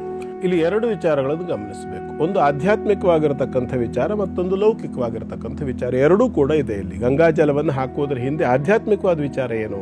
ಗಂಗಾ ಎಲ್ಲ ಪಾಪವನ್ನ ಸಂಪೂರ್ಣವಾಗಿ ನಿವಾರಣೆ ಮಾಡ್ತಾಳೆ ಅಂತ ಗರುಡ ಪುರಾಣದಲ್ಲಿ ಒಂದು ಮಾತು ಬರುತ್ತೆ. ಕರ್ಮ ಪ್ರಸಂಗದಿಂದ ಪಾಪಿಯಾಗಿರತಕ್ಕಂತಹ ವ್ಯಕ್ತಿಗೆ ಪ್ರಾಣೋತ್ಕ್ರಮಣ ಸಂದರ್ಭದಲ್ಲಿ ವೃಶ್ಚಿಕ ದಂಶಾಯ ಯಾ ಪೀಡಾಂ ಸಾನುಭೂಯತೆ ಅಂತ 100 ಚೇಳುಗಳು ಏಕಕಾಲದಲ್ಲಿ ಒಟ್ಟಿಗೆ ಕುಟುಕಿದ್ರೆ ಎಷ್ಟು ನೋವಾಗ್ತದೆಯೋ ಅಷ್ಟು ನೋವಾಗ್ತದೆ ಪಾಪಿಯಾದವ ಜೀವ ಬಿಡುವಾಗ ಅಂತ. ಎಷ್ಟಿರ್ಬೋದು ಯೋಚನೆ ಮಾಡಬೇಕು. ಒಂದು ಚೇಳು ಕಚ್ಚಿದ್ರೆ 24 ಗಂಟೆ ನೋವಿರ್ತದೆ ಅಂತೆ. ಕಚ್ಚೋದಲ್ಲ, ಕುಟ್ಕೋದು ಅಂತೇಳಿ ಆ ಬಾಲದ ತುದಿಯಿಂದ ಒತ್ತುತ್ತದೆ. ಚೇಳು ಕಚ್ಚೋ ಕ್ರಮ ಏನೋ, ಆ ಮುಂದುಗಡೆ 2 ಈ ಥರದಲ್ಲಿ ಕೊಂಡಿಗಳಿರ್ತದೆ. ಆ ಕೊಂಡಿಗಳಿಂದ ಹಿಡ್ಕೊಂಡು ಚರ್ಮವನ್ನು ಒತ್ತಿ ಹಿಡಿದು ಮೇಲಿನಿಂದ ಈ ಚರ್ಮ ಸ್ವಲ್ಪ ಮೇಲೆ ಎತ್ತುತ್ತದೆ. ಆ ಸಂದರ್ಭದಲ್ಲಿ ಮೇಲಿಂದ ಕೊಂಡಿಯಿಂದ ವೃಶ್ಚಿಕ ದಂಶನ ಮೇಲೆ ಹಿಂಗೆ ಒತ್ತುತ್ತದೆ. ಆ ಬಾಯಿ ಬಡ್ಕೊಳ್ಳೋಷ್ಟು ನೋವಾಗ್ತದೆ ಅಂತೇಳಿ.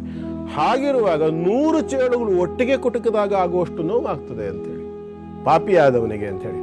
ಆಧ್ಯಾತ್ಮಿಕದಲ್ಲಿ ಏನು ಹೇಳ್ತದೆ? ಗಂಗಾದೇವಿ ಎಲ್ಲ ಪಾಪಗಳನ್ನು ನಿವಾರಣೆ ಮಾಡ್ತಾಳೆ ಅಂತೇಳಿ. ಆ ಸಂದರ್ಭದಲ್ಲಿ ನಾರಾಯಣ ಸ್ಮರಣೆಯನ್ನ, ಅಥವಾ ನೀವು ವಿಷ್ಣು ಸ್ಮರಣೆ, ಯಾಕೆ ನಾವು ಶಿವಸ್ಮರಣೆ ಮಾಡ್ತೇವೆ, ಖಂಡಿತ ಮಾಡಿ. ನೀವು ಶಿವಸ್ಮರಣೆ ಮಾಡಲಿ, ವಿಷ್ಣು ಸ್ಮರಣೆ ಮಾಡಲಿ, ಎರಡೂ ಭಗವಂತನ ನಾಮಗಳೇನೆ, ಭಗವತ್ ಶಕ್ತಿಯ ಸ್ಮರಣೆಯೇ. ದಯವಿಟ್ಟು ಅಲ್ಲೂ ಕೂಡ ಸಾವಿನ ಮನೆಯಲ್ಲೂ ಶಿವ ವಿಷ್ಣು ಅನ್ನುವಂಥ ಭೇದವನ್ನು ಮಾತ್ರ ತರಬೇಡಿ. ಬದುಕುವಾಗಂತೂ ಮಾಡಬಾರದು ಮಾಡಿ ಆಯಿತು, ಶಿವ ವಿಷ್ಣುವಿನಲ್ಲಿ ಭೇದ ಮಾಡಬಾರದನ್ನು ಮಾಡಿ ಆಯಿತು. ಕನಿಷ್ಠ ಸಾಯೋ ಸಂದರ್ಭದಲ್ಲಾದರೂ ನೆಮ್ಮದಿಯಿಂದ ಸಾಯುವಂಥ ವ್ಯವಸ್ಥೆ ಮಾಡಿ ದಯವಿಟ್ಟು. ಹಾಗಾಗಿ ವಿಷ್ಣು ಸ್ಮರಣೆ ಆದರೂ ಮಾಡಿ, ಶಿವನ ಸ್ಮರಣೆ ಆದರೂ ಮಾಡಿ. ಆ ಸಂದರ್ಭದಲ್ಲಿ ಆ ಒಂದು ನಾಮಸ್ಮರಣೆಯನ್ನು ಮಾಡ್ತಾ ಮಾಡ್ತಾ ಮಾಡ್ತಾ ಮಾಡ್ತಾ ಏನು ಮಾಡಬೇಕು? ಆ ಜೀವ ಯಾರು ಪ್ರಾಣೋತ್ಕ್ರಮಣ ಆಗ್ತಕ್ಕಂಥ ಸಂದರ್ಭ ಇದೆ, ಆ ಮನುಷ್ಯನ ಬಾಯಿಗೆ 3 ಬಾರಿ ನೀರನ್ನು ಹಾಕಬೇಕು ಅಂತ ಹೇಳುತ್ತೆ. ಅಂದರೆ ಶಾರೀರಿಕವಾಗಿ ಮಾನಸಿಕವಾಗಿ, ಮಾತಿನಿಂದ, ತ್ರಿಕರಣ ಅಂತ ಹೇಳ್ತಾರೆ, ಕಾಯೇನ ವಾಚಾ ಮನಸ, ಮಾಡಿರ್ತಕ್ಕಂಥ ಪಾಪಗಳು ನಾಶವಾಗಲಿ ಎನ್ನುವ ಅಭೀಪ್ಸೆಯನ್ನು ಇಟ್ಕೊಂಡು ಭಗವಂತನ ನಾಮಸ್ಮರಣೆಯೊಂದಿಗೆ 3 ಬಾರಿ ನೀರನ್ನು ಹಾಕಬೇಕು. ಇದು ಆಧ್ಯಾತ್ಮಿಕವಾಗಿರ್ತಕ್ಕಂಥ ಒಂದು ಕಾರಣ.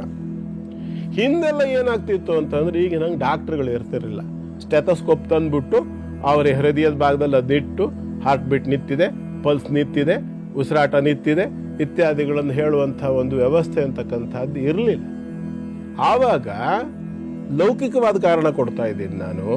ಆ ಸಂದರ್ಭದಲ್ಲಿ ಬಾಯಿಗೆ ನೀರು ಬಿಡ್ತಕ್ಕಂಥದ್ದು, ಗಂಗಾ ನದಿಯ ನೀರೇ ಆಗಬೇಕು ಅಂತಕ್ಕಂಥ ಕಂಡೀಷನ್ ಇರಲಿಲ್ಲ.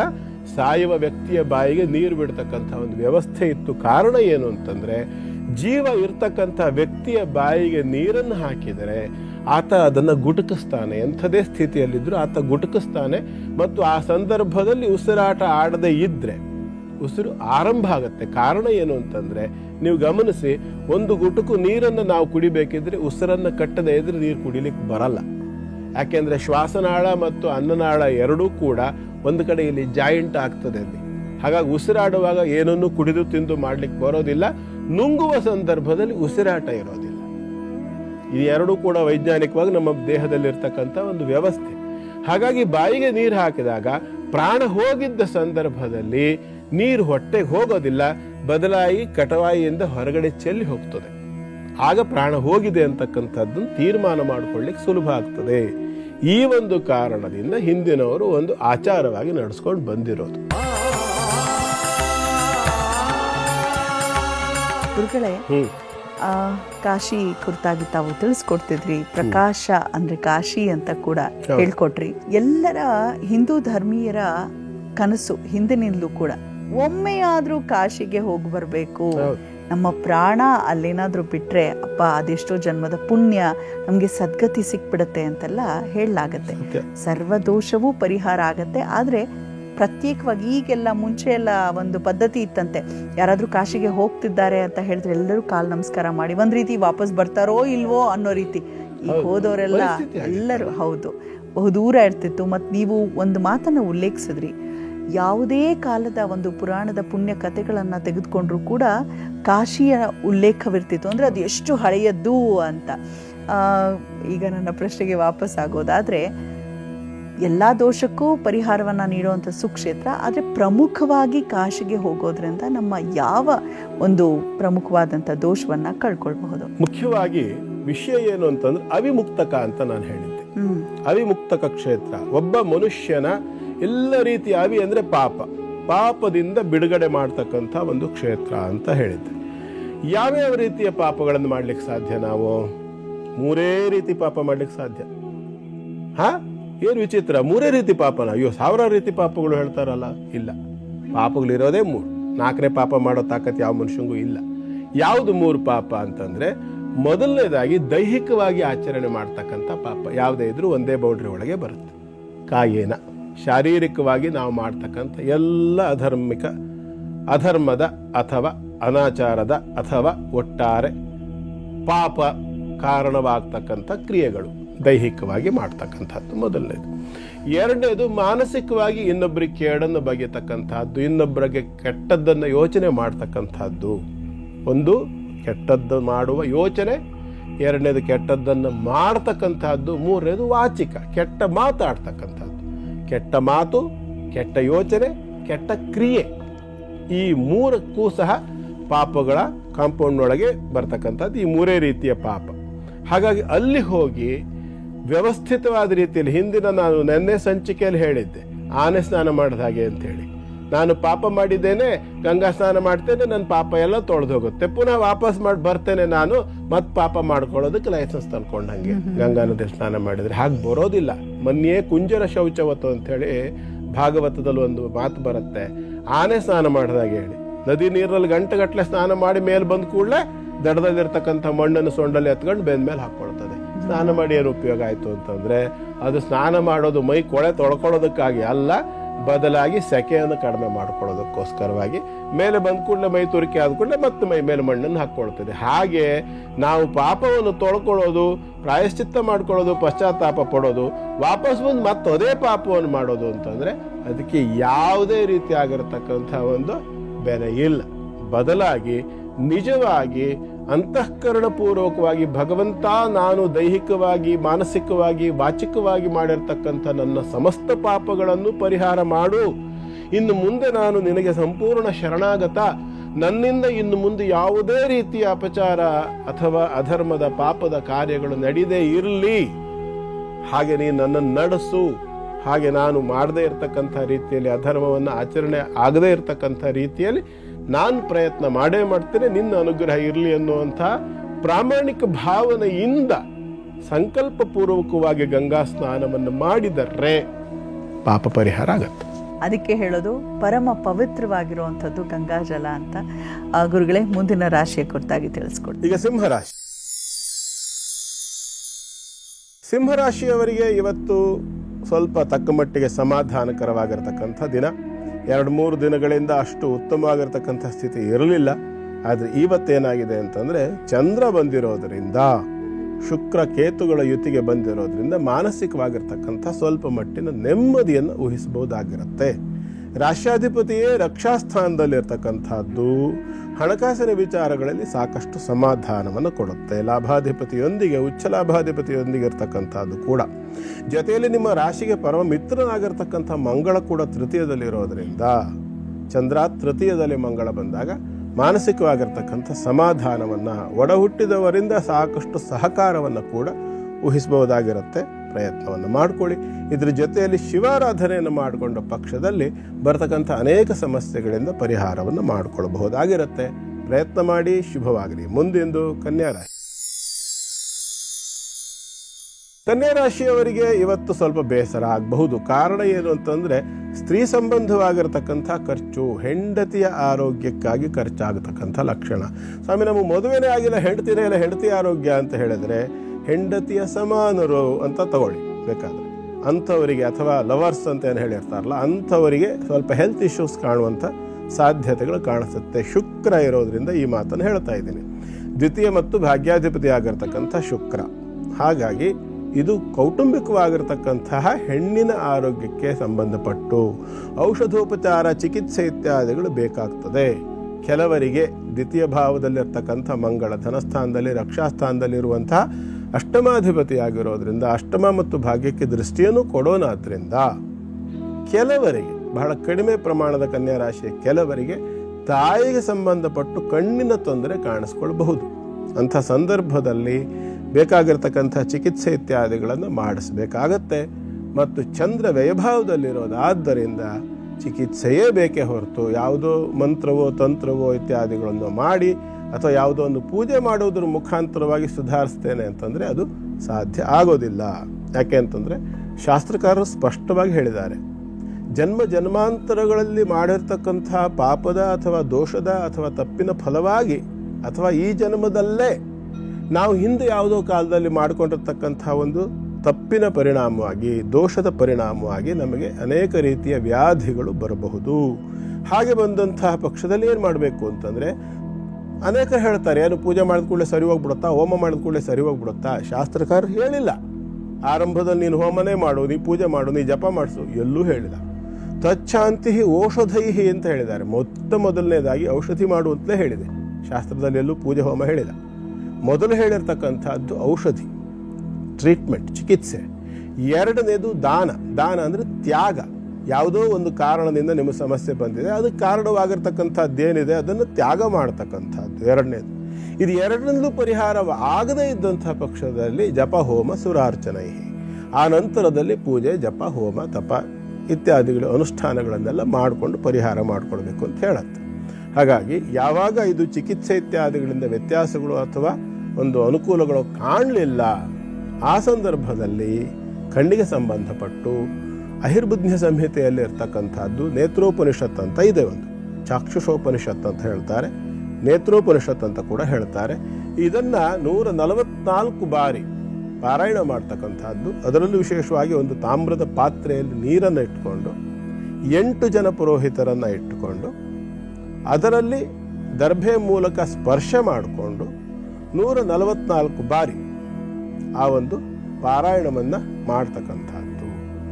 ಈ ರೀತಿಯಾಗಿ ಯಾವಾಗ ನಾವು ಆ 144 ಬಾರಿ ಚಾಕ್ಷುಷೋಪನಿಷತ್ತನ್ನು ಪಾರಾಯಣ ಮಾಡಿ ಆ ನೀರನ್ನು ಅಭಿಮಂತ್ರಣೆ ಮಾಡಿ ಅದನ್ನು ಕಣ್ಣಿಗೆ ಪ್ರೋಕ್ಷಣೆಯನ್ನು ಮಾಡ್ಕೊಳ್ತಕ್ಕಂಥದ್ದು, ಕಣ್ಣು ಮುಖವನ್ನು ಅದರಿಂದ ತೊಳಿತಕ್ಕಂಥದ್ದು ಸಾಕಷ್ಟು ಅಭಿವೃದ್ಧಿಯನ್ನು ಕೊಡುತ್ತೆ. ಅದಿಲ್ಲ ಅಂತಂದರೆ ನಿತ್ಯ 12 ಬಾರಿಯಂತೆ 144 ದಿನಗಳ ಪರ್ಯಂತರವೂ ಅಭಿಮಂತ್ರಿಸಿದಂತಹ ನೀರಿನಿಂದ ಕಣ್ಣನ್ನು ತೊಳಿತಾ ಬಂದರೆ ಸಾಕಷ್ಟು ಕಣ್ಣಿನ ಆರೋಗ್ಯದಲ್ಲಿ ಅಭಿವೃದ್ಧಿ ಅಂತಕ್ಕಂಥದ್ದು ಕಾಣಿಸ್ತದೆ.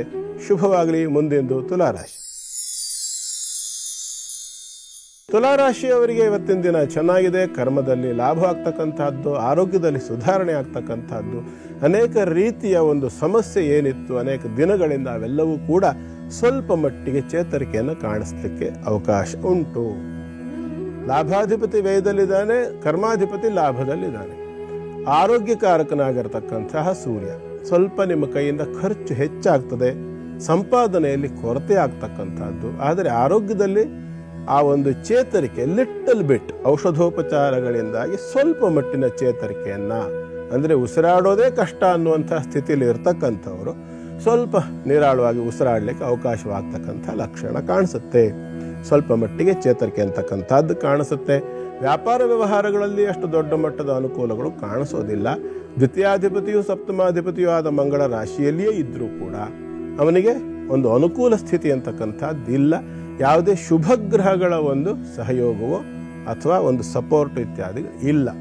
ಪೂರ್ಣ ಪ್ರಮಾಣದಲ್ಲಿ ಅನುಕೂಲ ಮಾಡಿಕೊಡ್ಬೇಕಾಗಿರ್ತಕ್ಕಂಥ ಸೂರ್ಯನೇ ನಷ್ಟ ಸ್ಥಿತಿಯಲ್ಲಿ ಇರೋದರಿಂದ ಇದು ಸ್ವಲ್ಪ ಹೆಚ್ಚು ಕಾಲ ಮುಂದೆ ತಳ್ಳತಕ್ಕಂಥ ಲಕ್ಷಣ ಕಾಣುತ್ತೆ. ಆರೋಗ್ಯದಲ್ಲಿ ಚೇತರಿಕೆ ಬೇಕು ಅಂತ ಹೇಳಾದರೆ ಖಂಡಿತವಾಗಲೂ ಅದಕ್ಕೆ ಹಳೆಯ ಏನು ಕಾರಣ ಅಂತ ಉಂಟು ಅದನ್ನು ಹುಡುಕಿ ಅದನ್ನು ಸರಿ ಮಾಡ್ಕೊಳ್ತಕ್ಕಂಥದ್ದು ಉತ್ತಮ. ಇದಕ್ಕೆ ಮುಖ್ಯವಾಗಿ ಗಂಗಾ ಪೂಜೆಯನ್ನು ಮಾಡ್ಕೊಳ್ತಕ್ಕಂಥದ್ದು ಬಹಳ ಶ್ರೇಷ್ಠ.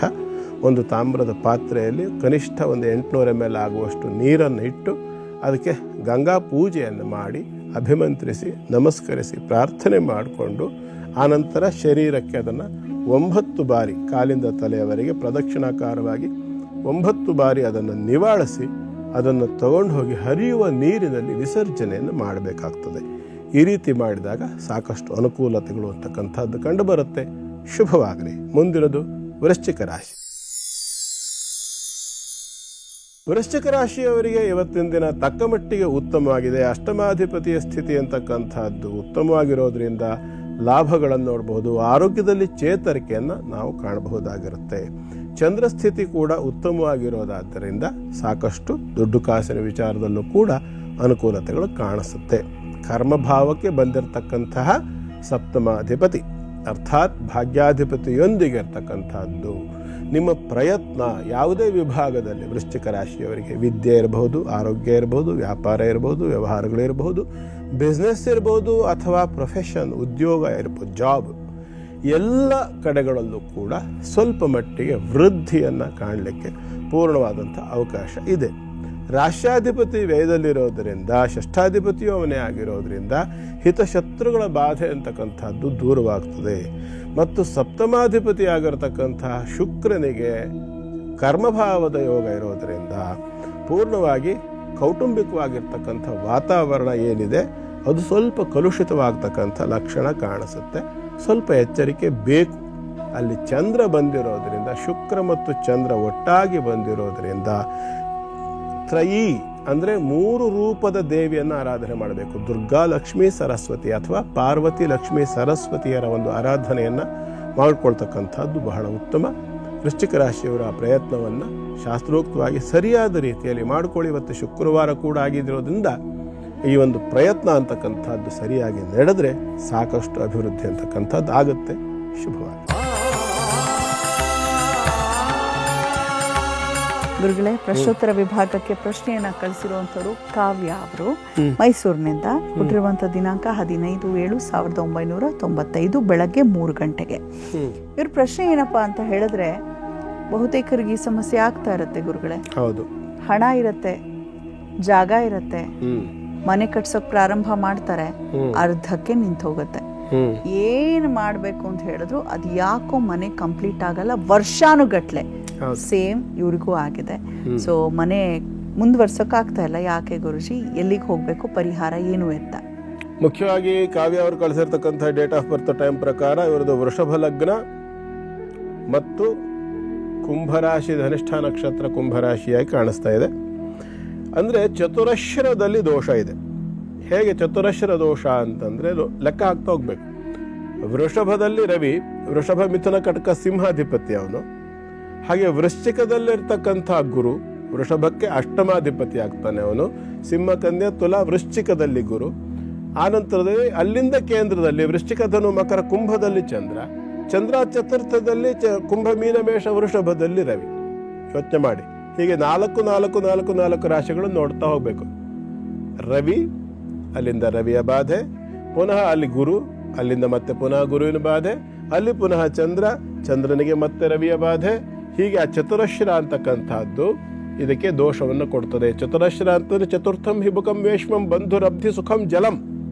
ಭೂಮಿ, ಮನೆ, ನೀರು ಇತ್ಯಾದಿಗಳು, ಜಮೀನು ಇತ್ಯಾದಿಗಳಿಗೆ ಸಂಬಂಧಪಟ್ಟಂತಹ ಸುಖದ ಸ್ಥಾನಗಳು ಅಂತ, ಅಂದರೆ ಸ್ಥಿರವಾಗಿರ್ತಕ್ಕಂಥ ಜಾಗಗಳು ಅಂತ ಅರ್ಥ. ಮನೆ ಇತ್ಯಾದಿಗಳೆಲ್ಲ ಕೂಡ ಇದರಲ್ಲಿ ಬರ್ತದೆ. ವೇಶ್ಮ ಅಂದ್ರೂ ಮನೆ ಅಂತಲೇ ಅರ್ಥ.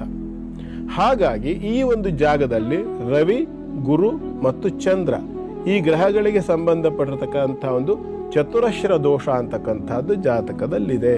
ಹಾಗಾಗಿ ನೀವು ಮೈಸೂರಿನ ಸಮೀಪದಲ್ಲಿರ್ತಕ್ಕಂಥ ಕಲ್ಲಹಳ್ಳಿ ಅಂಥೇಳಿ ಏನಿದೆ, ಅಲ್ಲಿರ್ತಕ್ಕಂಥ ಭೂವರಾಹ ಸ್ವಾಮಿಯ ದೇವಸ್ಥಾನಕ್ಕೆ ನೀವು ಯಾವ ಮನೆಯನ್ನು ಕಟ್ಟಿಸ್ತಾ ಇದ್ದೀರಲ್ಲ, ಆ ಮನೆಯ 4 ಮೂಲೆಗಳ ಮಣ್ಣು, 4 ಮೂಲೆ ಅಂದರೆ ಯಾವ್ಯಾವುದು? ಆಗ್ನೇಯ, ಈಶಾನ್ಯ ಮತ್ತು ನೈಋತ್ಯ, ವಾಯವ್ಯ.